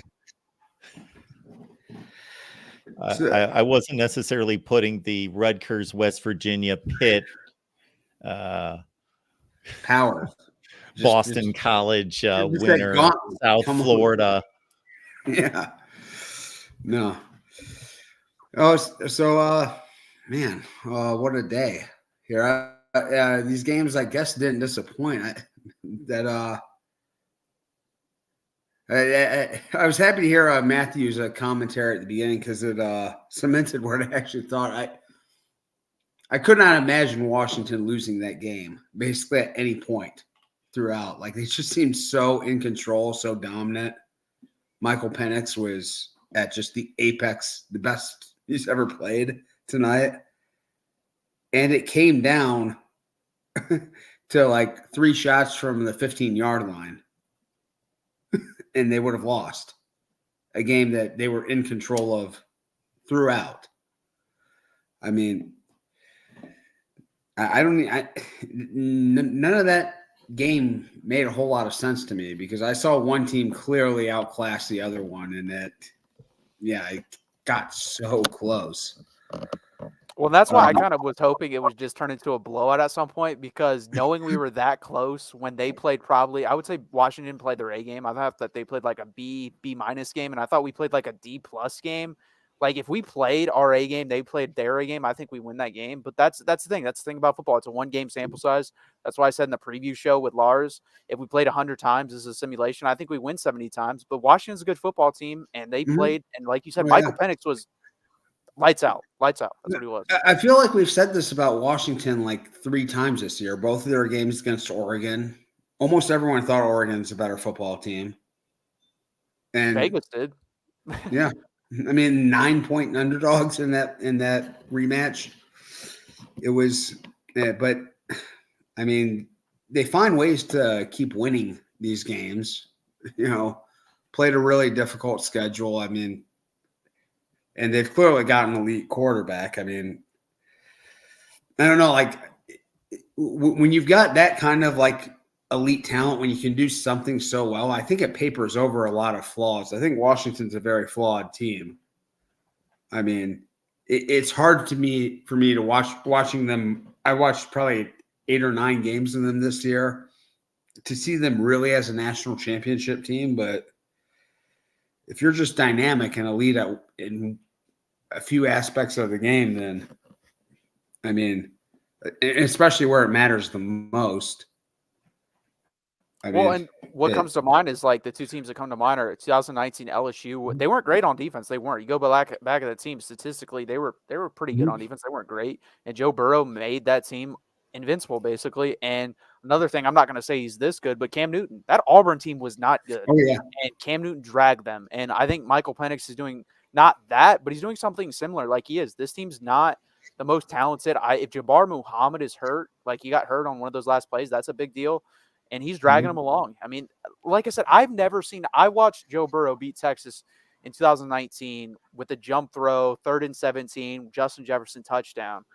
And I think Michael Penix played better tonight in this game than Joe Burrow did in that game. Like Michael Penix, like I said, missed one throw.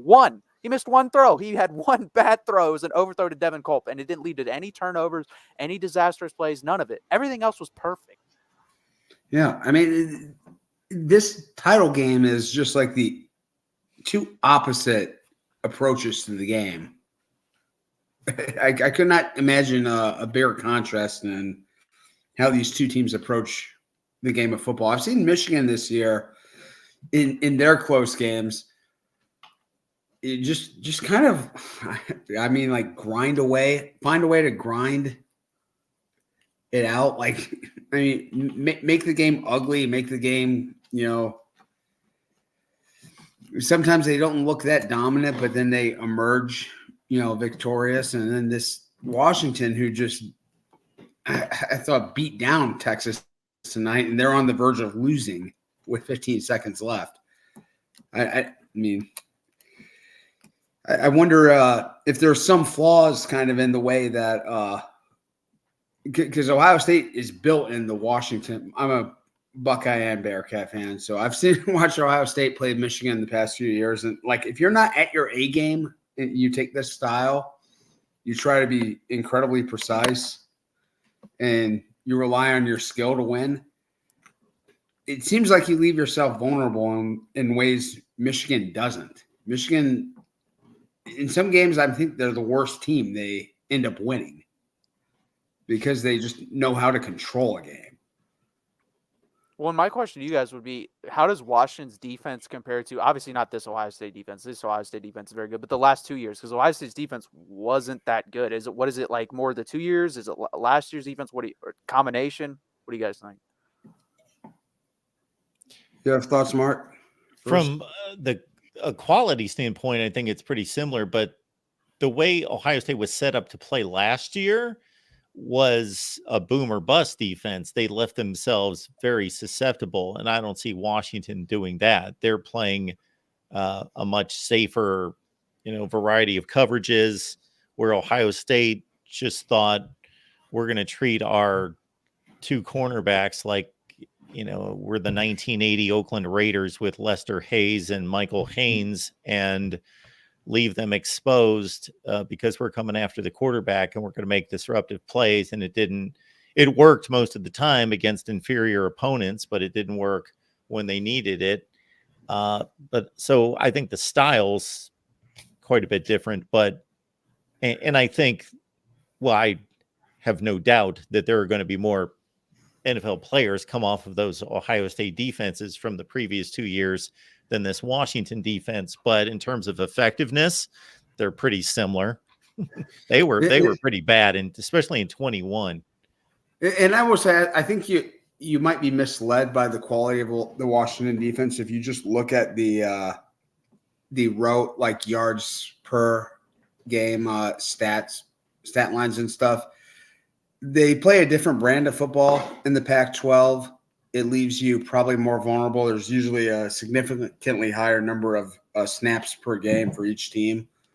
So the defense is going to be better than whatever, like 92nd they are in total defense. Like that's not the appropriate metric. They're much better in efficiency metrics, but they're not an elite defense by any stretch of the imagination.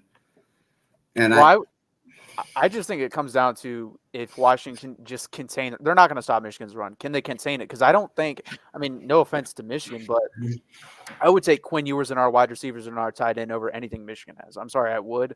I think most scouts would as well. Now, defensively, you guys are better than us. They're better than us. There's no question about that.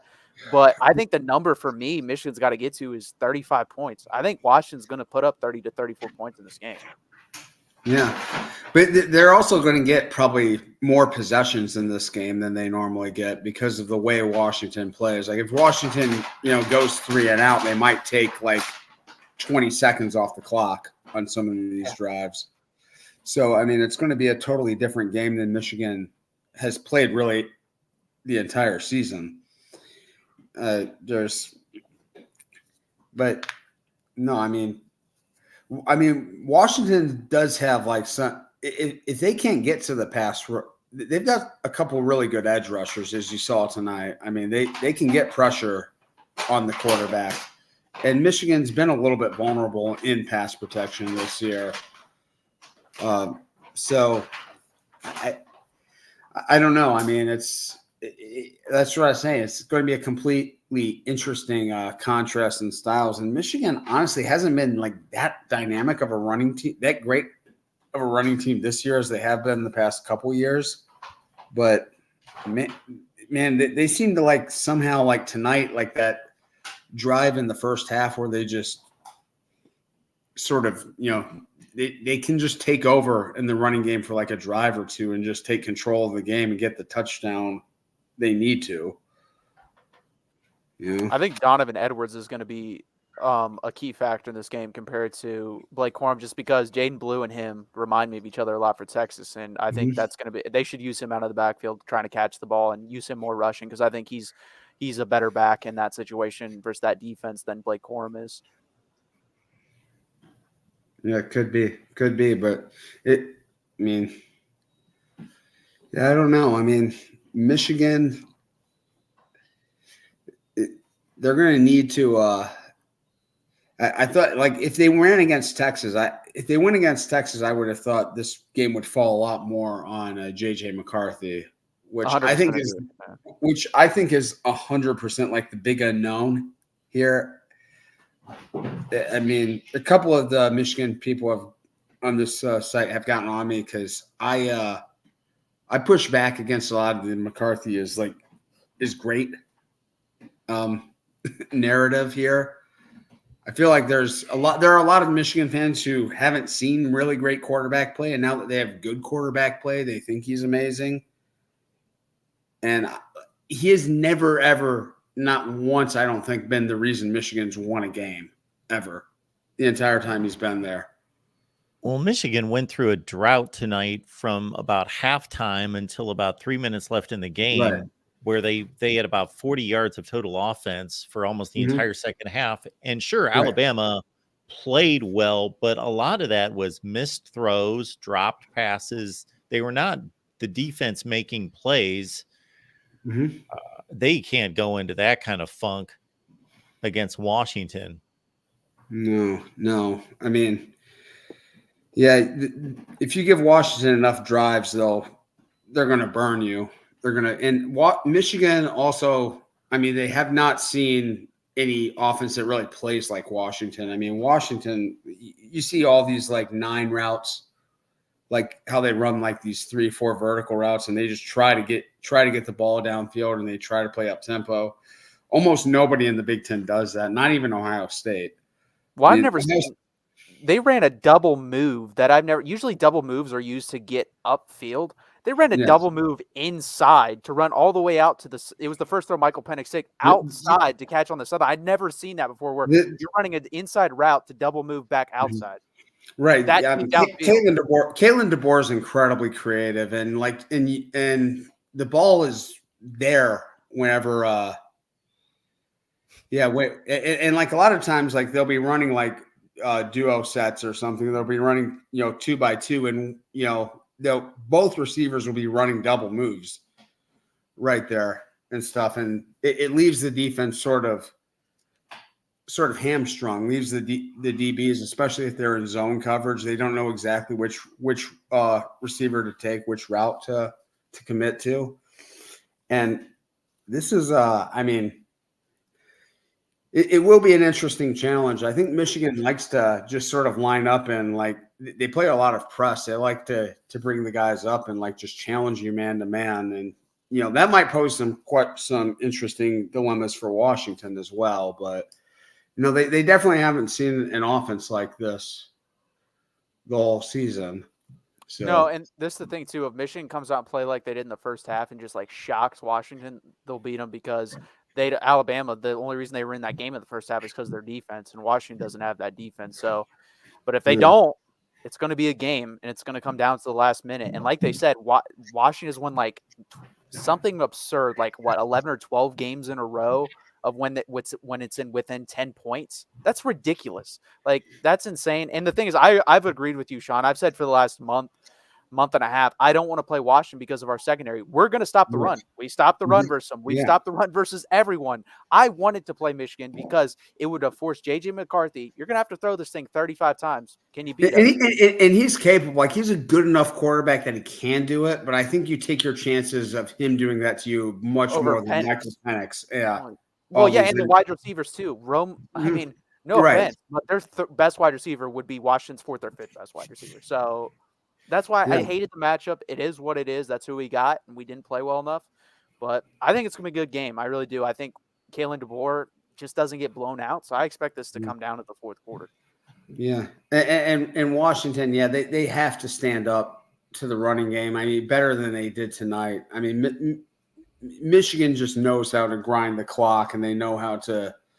I mean, you're going to see them play a lot of bully ball. I have to imagine in this game. One, I definitely think they want to limit the number of possessions in this game as much as they possibly can, because I mean, the more. Did you guys see the line on the game? I'm guessing Michigan's favored by about 8.5. Okay, I was going to really. No, I saw it at 4. I was going to guess 3. 4. It's 4.5. Okay. Mm-hmm. I just think Vegas, they've hated on Washington the whole year. They had Oregon, who I thought was the most overrated team the whole year, up favored by 9.5. But Michigan, I mean, like the line should be shorter on these because they don't play a style of ball that's necessarily going to lead to a lot of blowouts against good teams.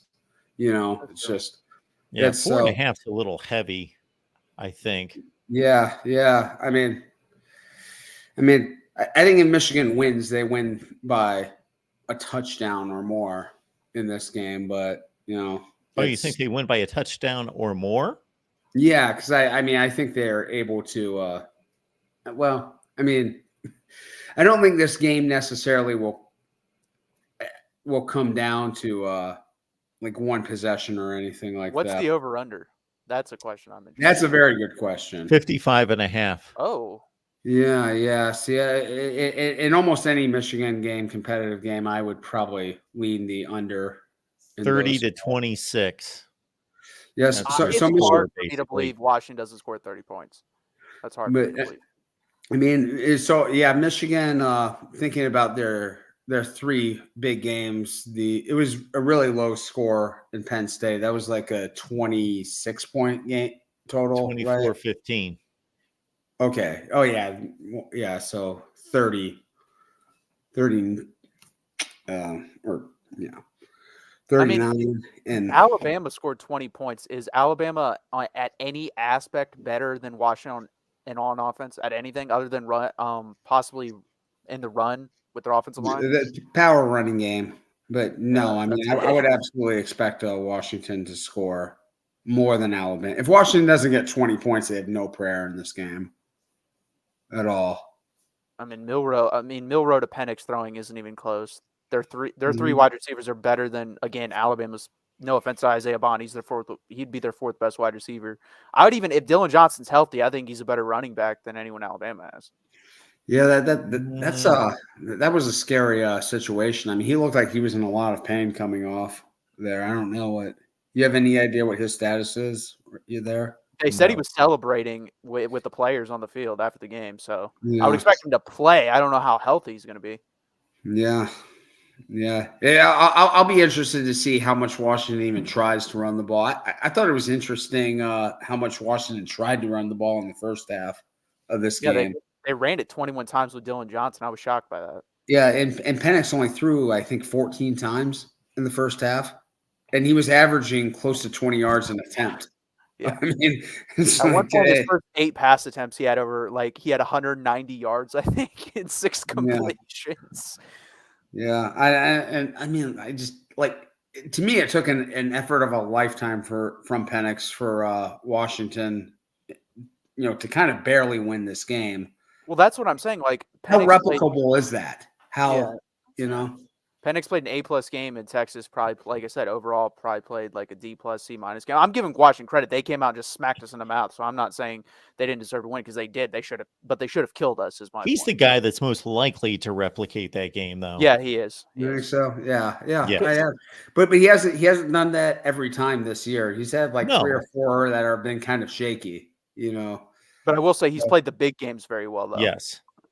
And I'll say, I mean, I don't know when the last time I've ever seen a quarterback just cooler in the face of just deadly pressure tonight. I mean, a couple of those rushes that Texas put on him.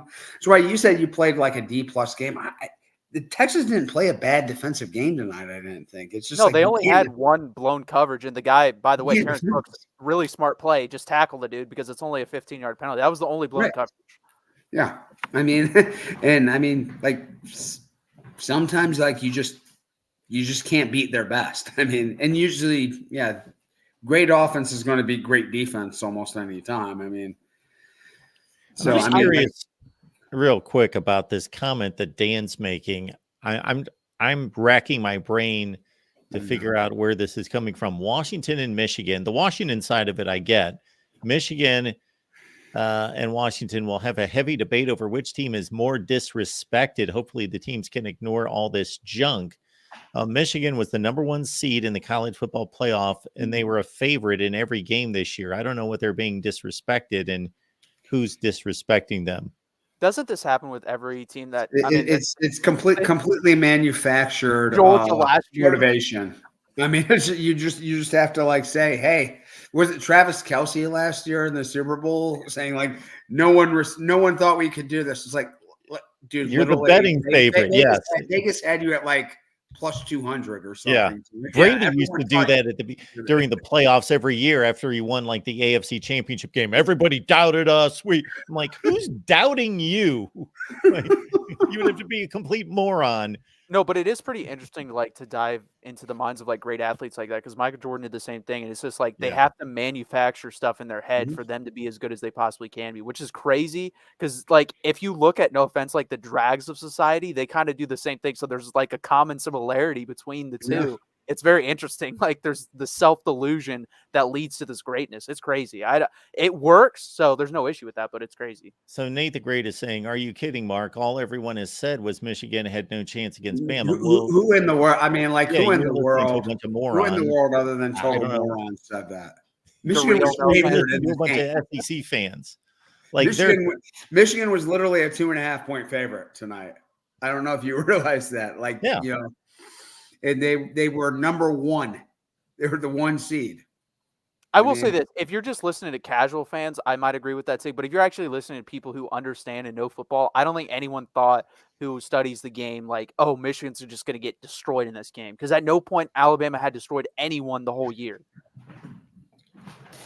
Man, and I was out here saying, I think this is Nick Saban's best coaching job, because I think this is the most flawed team Alabama's had since 2007 or 8.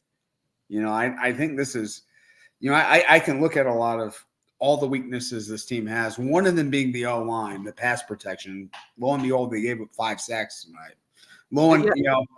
The passing game is nowhere near elite. And it was pretty much shut down tonight. Well, yeah, and the thing, the game went how people thought it was going to go. Yeah. Well, just looking at the roster, Kane Proctor may develop in the future at the left tackle position, but is it a possibility they have no first-round picks on that offense at all? I think there's J.C. Latham, I think, will be he might be a late first-round pick. Yeah, but I mean, like he's an interesting guy. He might move into guard. He's an enormous guy with a lot of talent. But I mean, like no one thinks he's a perfect. Even if he goes in the first round, no one thinks like this is what he's just a plug and play guy, and he's going to be that good, and that's why you should take him in the first round. But hypothetically, he's a project guy. If he goes in early second, like I said, unless Caden Proctor develops, yes. you're going to have one first round pick in the NFL draft on this team, on this offense. Michigan, I'm pretty certain Will Johnson, who's a true sophomore, will be a first round pick. Other than him, I don't know that there's a first round pick on this team. NFL loves McCarthy for whatever reason, but they love him. Yeah, but he might fall too. I mean. Yeah, and McCarthy, I don't mean to disparage him. He's got a lot of really good tools. He can throw from a lot of different arm angles and stuff. He can do a lot of things that a lot of quarterbacks can't do. But it's just hard for me to see. Like today, they said Michael Penix was the 5th best quarterback in the NFL draft coming out, and I think JJ McCarthy is ahead of him, like 4th. And there's just no way. There's no way based on what we've seen so far from him that makes any sense to me at all. But I don't understand him being below Jane Daniels. I don't understand that either. I've seen that in the NFL. If you want to put Caleb Williams and Drake May because of the tools that they have plus the arm, fine. But Michael Penix should be at worst the 3rd quarterback in this draft. Mm-hmm. Yeah. I have not seen anything from him that says he's not being disrespected. I mean. And I wonder, like, it will be interesting because I'm sure you follow the NFL draft. Sounds like you do. You know how much evaluations and change from like now to late April. Yeah, like, you're going to have 3 or 4 guys rise a bunch, and then you're going to have whatever reason this happens to. You're going to have 2 guys for whatever reason the media and scouts pick on where they were like top 10 picks, and then they just fall because there's so much time people overanalyze things. And you're like, how did that guy fall? I think a perfect example of that, I know there are off-field issues, is Jalen Carter. Jalen Carter was the best player in that draft, and he's showing that with the Eagles, and he fell all the way down at, what is that, the 10th pick, something like that, to the Eagles, 10th, 11th pick? 9th pick. They traded from – they had the 10th pick. They made a small trade with the Bears at 9. You see that all the time, and I think you're going to obviously see that again. I'm hoping Penix is the riser, but there could be a scenario where people say injury history, stuff like that, and they could push him. Yeah, he's too old. Obviously, he was good because he was 23 or whatever when he played these guys. But, weird throwing motion. We've heard that shit thrown around before. Yeah, honestly, like, God, he gets that ball out like. To me, that's a really like efficient motion. Like, man, from the time he like corks to the time he releases, it's like one of the quickest I've seen. It's. I think honestly a good like pro comp to him is he's a bigger, better arm Tua Tagovailoa. That's who he is. Yeah, because Tua is very accurate. He just doesn't have a great arm. But I mean, like, yeah. And Tua, how often were you seeing him in college like push the ball outside the numbers to both sides of the field? And throw it like 50 yards down the field with his strength. And yeah, that is and they're both left-handed, by the way. So yeah. All right, I'll let some other people drop. Thanks for being here, man. Yeah, thank you. Always been a while, Mark. I'm glad to catch up with you again. Thanks, Sean. All right, let's keep it rolling. We got Jeffrey here. Jeffrey, what's going on tonight? Hey, Mark, it's been a hot minute since I've talked to you. I hope you had a Merry Christmas and a Happy New Year as well. Same to you. There's been thank you, appreciate it. There's been and same to you, Matthew. There's been a great, bowl game season, even with all the opt-outs. I got a lot of games wrong because of that, but still, it was entertaining seeing who would win. But I think it's interesting when you talk about the disrespected argument, because I was hearing that conversation. I mean, manufacturing your own, I guess disrespect against you, it's smart because you do have to fuel your own energy to try to win. I mean, Georgia was not being disrespected at all. Michigan's not being disrespected. I picked Alabama to win. I also picked Washington, but I picked Alabama to win. But I did say Michigan is going to be right there. It's going to be close. I literally said 28-24 Alabama, and then I had Washington winning 38-35. So, I mean, like you said, Matthew, to your point, nobody would say that watches football on a regularity, that Michigan had no shot to win. That's insane. Now, if you just over history, okay, Michigan doesn't win the big game, because I hear that from a lot of people. Like, the argument was Michigan doesn't win the big game. Alabama always wins. There's no way Michigan will win. I'm like, you don't understand. This is this year. That's not before. This is not 6 years ago. So, yeah, of course, even though I had Alabama winning, Michigan, the thought crossed my mind that they didn't have a shot to win. And I almost picked them. But, the disrespect argument is just completely overblown. Now, like, if Liberty beat Oregon and the players want to say, no one believed in us, we did it, that's different. But yeah, with Michigan, it's not the same thing. No, I agree. I picked Michigan to win 26-23, and it's basically what it came down to. I thought they were basically the same team, and I thought whatever quarterback was a little bit cleaner would win. And J.J. McCarthy was, unfortunately for him, that was not an interception to start the game, was a little bit cleaner than Jalen Milroe, and that's why Michigan won the game. Mm-hmm. I have something else to bring up, too, before I get to, some other things I want to talk about with the games. But you were talking about Penix being the 5th highest rated quarterback in the draft. I think a big reason, this is my opinion, but I've had this in my mind for last 2 years, because I feel like he should be higher. It's his injury history. I think that's why he's not higher. He's been hurt. He has 2 ACLs, a broken collarbone, all that stuff from IU. He's been hurt so much that I think that is why some draft scouts are hesitant to put him toward the top when you've got other guys, like Drake May, Caleb Williams, that don't have an injury history, J.J. McCarthy. And plus, those guys are younger, too. Penix is like a 5th-year senior. And I know that the NFL doesn't work like the NBA, where it's like, oh, if you're 22, 23 years old, you should not be in the first round. That's the way it is in the NBA draft these days. But in the NFL draft, the age doesn't matter as much, but he's older, and his injuries is why I don't think he's going to be able to rise up too high. And I've watched every single game Michael Penix has ever played, from the first time he played in Indiana to now. That guy's been through a lot, and that's why the story's so awesome. I know they touched on it a good bit, so most people know, but his injuries at Indiana were brutal. And I didn't even know if he was going to get this opportunity. I knew if he had a shot to stay upright and he was in a good offense, Washington was a perfect fit because Kalen DeBoer was at Indiana as an offensive coordinator.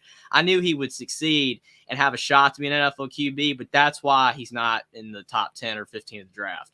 Hey, I'm a Broncos fan. We're going to need a quarterback. I will gladly take Michael Penix if he falls to us.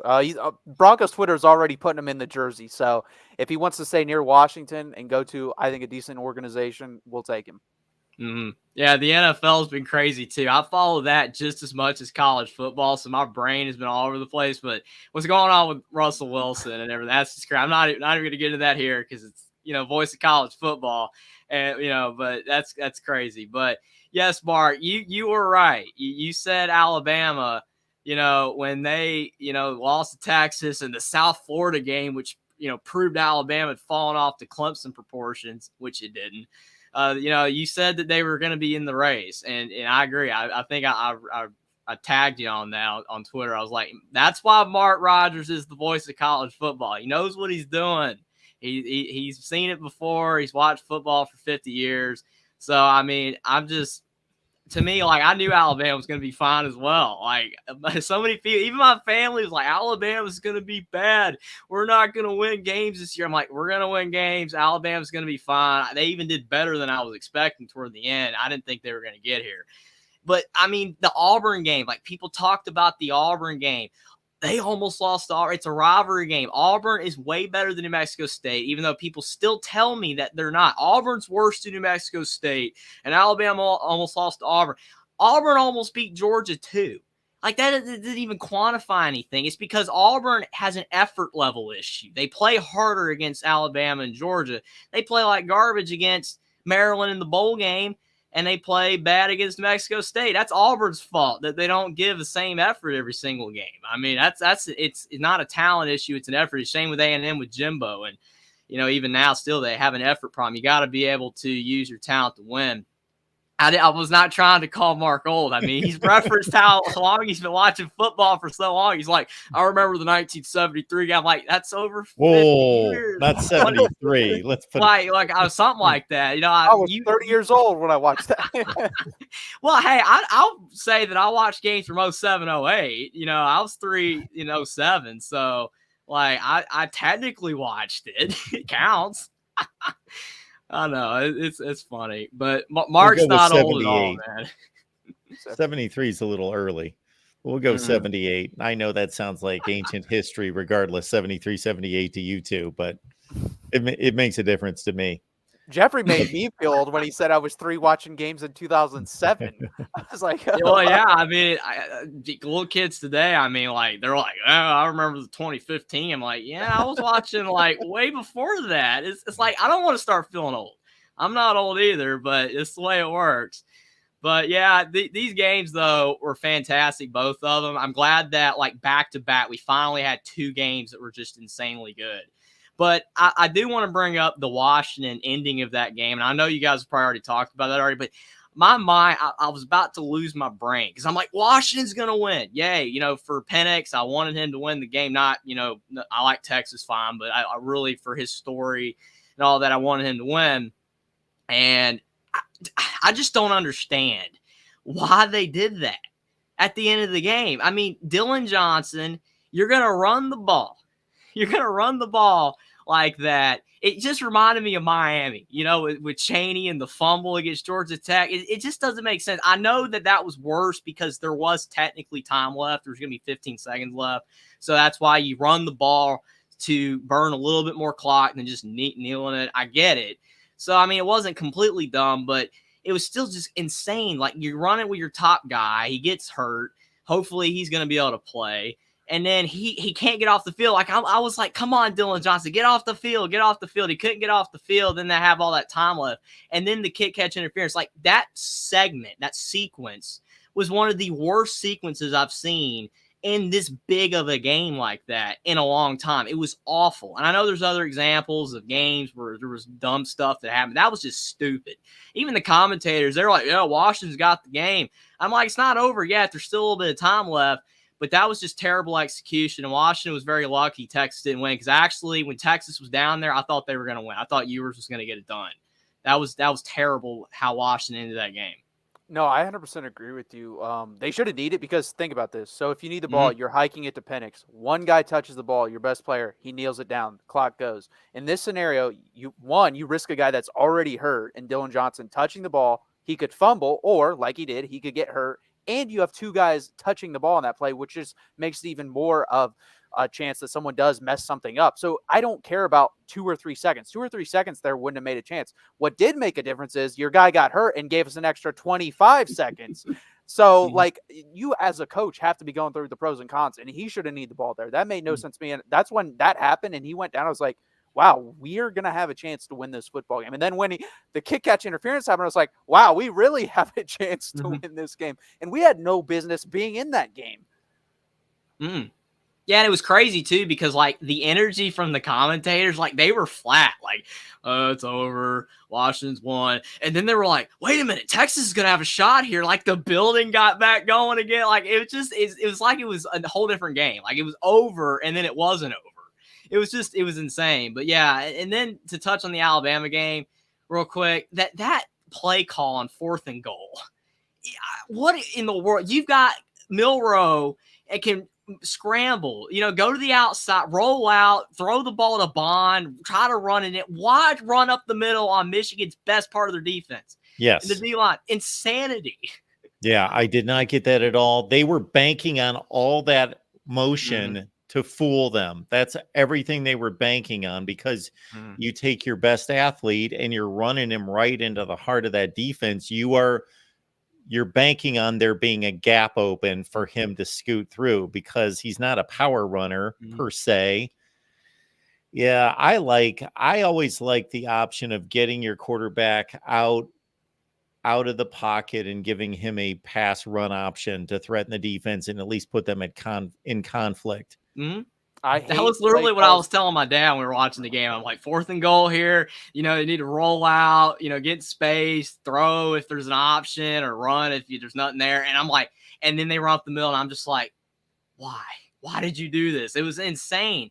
And I mean, like, if you're at the half-yard line, okay, but it was the 3. Like, it's not even close. And I mean, it didn't even make any sense at all. Like, Alabama might have had a better shot putting in a fullback to try to run what they did than with Milroe. I know Milroe's a big guy, but that was just terrible. But like, I mean, where was the ball? About the 4. If they were at the 1.5, somewhere in that range. But man, well, and the thing is, I just don't like play calls where you only have one option, because then you're basically all chips are on the table. That's it. Da da da da. And Milroe, like you said, Milroe's a dynamic athlete. Get him out in some space and have him at least have like one option to throw if it's not there. So guess what? They stuff it. I can just toss it up. And guess what? Anything could happen. You get a pass interference, a hold call, anything. You get tipped up in the air, caught by someone else. So like, you want to give yourself the most options there. Now, they did show like overhead. He should have run to the left. You had a guard pulling over there. You had the option, but the Michigan defender, I will say, if he trips him up, you still get the stop. So, but he did have a better chance there. But yeah, I hated the play call as soon as I saw it. I was like, why are you doing that? Just like we discussed earlier, Mark, the Washington play call with Dylan Johnson running that play. You direct snap at him to run at the 2 best player Texas have on their defense. That makes no sense. Yeah, it was terrible. But I think the other thing is, when I was watching the first half of the Michigan game, I thought Michigan was going to lose because of the fact that they were not pulling away. And that was the biggest thing. When I kept telling my dad, I was like watching, Michigan, they had the fumble, where they could have got a really good return there, and they fumbled that. And then they missed the extra point because they muffed it. And then they missed the field goal. But like earlier in the first half, they were up 13-10 at half. And I'm like, this is not good for Michigan, because they should have been up probably by maybe 10 or 14. It was terrible. I mean, I was like writing all over Twitter. I was like, this is bad for Michigan. Like, this is really, really bad, because they blew so many opportunities. They dominated the first half. And the same thing happened in the Washington game, too. I thought that Washington was messed up because, like, they outgained Texas, but it was tied. It was 21-all. I'm like, Washington's outplayed Texas in the first half. Michigan outplayed Alabama, but the scores were not reflective of that. And Michigan, Washington survived. They both held on in the final play of the game, but to me, especially with Michigan, I was like, they really just blew all this. And how many mistakes they made. And then Alabama was up 20-13. I'm like, Alabama's going to win because Michigan messed up all those times. And then Milroe fumbled. That was the turning point. When Milroe fumbled, like, everything shifted there. I wonder, I mean, you never know, because the game happened the way it did, but if he didn't fumble there, Alabama was in really good shape. They were moving the ball pretty well at that point. He fumbles the ball, but they still stopped Michigan, got the missed field goal, got it back. We're moving down to the 30. If they score a touchdown, the game's pretty much over, but Michigan's pass rush came through again, and they forced the 50-yard field goal. Yeah, and you mentioned that, Jeffrey. As you were saying that was running through my head as well. These games kind of mirror each other. Like, if you think about it, I thought both teams that won outplayed the other by a lot. They should have been up by more at halftime, and then they kind of held on. And the Milroe fumble, and then I think the Jaden Blue fumble for Texas was huge. We were finally getting some momentum on offense, and then he fumbles the ball. Like, if those two fumbles don't happen, we could be looking at a rematch in the national championship game between Alabama and Texas.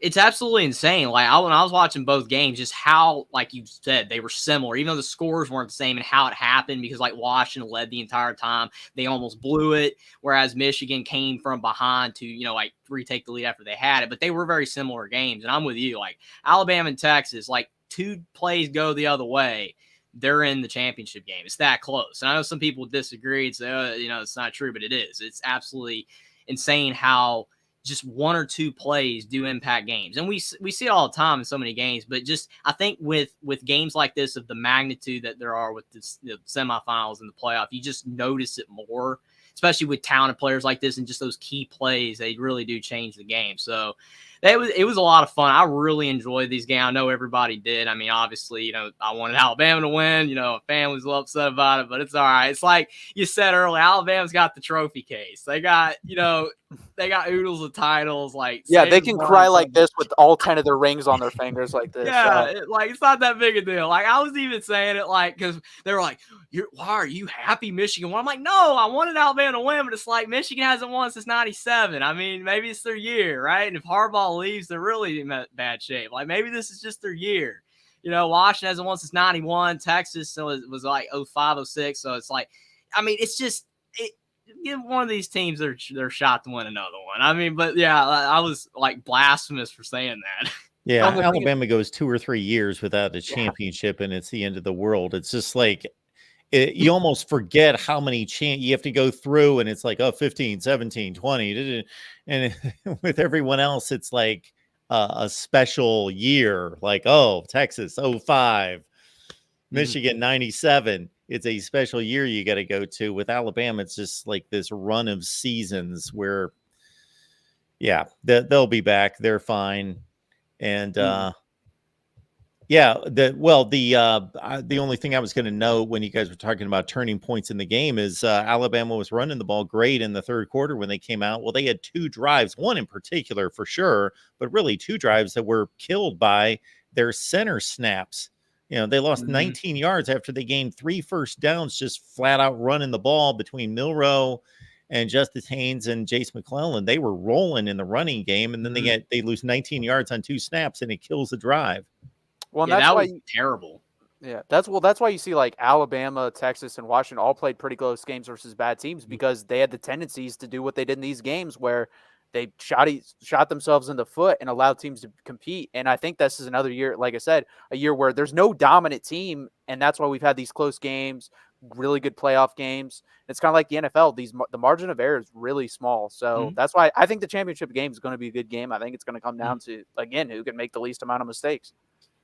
Oh yeah, it's tough to pick the NFL. I do it every week, and like some of the games, just like one play goes the wrong way, and then the team I pick loses. If you're like, you don't know what you're talking about, this team is so much better. I'm like, no, I think the team I picked was better. They just blew the game. But yeah, it's crazy, the margin for error. And you mentioned with Alabama with the snaps. I mean, that was a key drive. That especially the 2 back-to-back. I remember that as well. And it was reminding me of Nebraska, like Adrian Martinez, all the snaps going over the head, but like these are low. So it's like the opposite. Like those were going over his head, and then these are like at Milroe's feet. And he's done a good job picking up all year, but those were really low. And it's not something you can have in a big game. I will say, because I'm sure you got more callers and it's really late. Like I can't believe I'm still up at 3 a.m., but I mean, it's, I haven't talked to Mark in forever, so I wanted to, chime in a little bit. But the interesting stat with Washington is they find ways to win. And I don't know if we're going to be able to do it one more game, but their last 10 games, they have all won by 10 points or less. Their last 10 games. It doesn't matter who it is. Stanford, Washington State. Arizona State. These are bad teams, like really bad teams, and they barely win, but then they're going out there and beating Texas and Oregon twice. I mean, it's insane. Like Oregon, like I know you said they were overrated, Matthew, but they're still a good team. Oh, and yeah. Texas, I mean, really good team. They beat Alabama in Tuscaloosa. Milroe was early on, but like, how can you beat those teams and then barely beat Stanford and Arizona State? It's like the inverse of Nebraska, how Nebraska almost beat Michigan and Ohio State that year. They went 3-9. Like they were close in every game, but then they also lost a really bad Big Ten West team. Like if you're playing like that against Ohio State, you should be beating Purdue and these terrible teams. No offense to Michael, if he's watching, but like this is just insane to me. Like it's effort. You play hard at Auburn, you play hard against Bama, then you lose to Mexico State. I don't understand it. Washington should have beat Stanford by 50. Like Oregon beat Stanford by 50. But then Washington goes out there and it's 10-7. A 10-7 game against the trees. But then they beat Oregon twice in Texas. You can't. It's actually a 42-33 game, but yeah, case in point. Same difference. Yeah, it was 35-33 with about 5 minutes left against Stanford. Stanford scored more points than Texas did. Okay, it was the Arizona State game. Sorry, 15-7. Yeah, 15-7. I had the wrong game. Sorry. Yeah. Arizona State was the low scoring one, 15-7, and then 3 a.m. And then good call. Stanford was the one that was 42-33. So yeah, it's insane though. Like just it doesn't make sense why teams do that, but I don't know if it's just some teams match up better or effort or whatever it may be, but if Washington can do what they just did tonight and against Oregon, they should have won those games by a lot more. They should not have been close. But, I mean, maybe it's their year, they're winning all these close games. But I still think Michigan's got a great shot to win, too. So, I don't know. Matchups have a lot to do with it. But there are other factors. And that's why humans. People are humans, and they are on it one week and they're not on it one week, and they're emotional and they're psyched and laser focused for a team that they believe is going to be difficult and is on their level, and they're lackadaisical at 18 and 19 years old because they see a team's 2-7, all those things. Plus, again, matchups. That's why I agree. Human error plays a role because, I mean, you go out and play, horse with people, and some days you can't miss, and other days you hit an iron every single time. It happens. I mean, it's true. But still, I mean, some of these teams were so bad, though. Yep. All right, Jeffrey. Appreciate you being here, man. Appreciate you having me on. It was great to talk to you as well, Matthew. Stinks that Texas didn't win, but, Happy New Year's to you both. And it's still great games, and just glad, hey, Texas was back. They made it. Maybe they'll be back in the future. So great talking to you guys. Thanks, Jeffrey. Appreciate it. Have a good night. And as Master Blasta reminds us here, for the corporate angle of all this, it's kind of apropos that ESPN's going to have to promote two teams that will not be playing on their network next year in Washington and Michigan. Yeah. All right. Well, Matthew, thanks for being here for all this time. And unless you got some parting words, we will shut it down because we've got a week to talk up, of course, Michigan and Washington, everyone. Nope. I will be back in a day now, basically a day and a half for the Bleeding Burnt Orange at 7:30 p.m. Eastern time on Wednesday, just to dive deeper into this game, talk about, I guess, the season in general. Overall, I think it's a successful season. I predicted 10-2, Big 12 championship. We were 12 or 11-2, Big 12 championship, lost in the first round of the college football playoff. So it's a step in the right direction for sure. Moving to the SEC, it was important to have a year like this. I'm excited for the future. I'm hoping in the end, Quinn Ewers will come back next year. I'm pretty confident that. It's going to be interesting if he can take this as ammunition and get better as a player, because there's still some things he can work on. But overall, I think it's good for this team to experience a game like this. All right, folks, we've got an Iowa show on Tuesday at 5:30 Eastern time, Nebraska at 7, and I'll have plenty of videos coming out concerning Michigan, Washington, and a lot of other things going on with college football. DJ Uiagalelei has committed and signed at Florida State, and so I'll have something to say about that.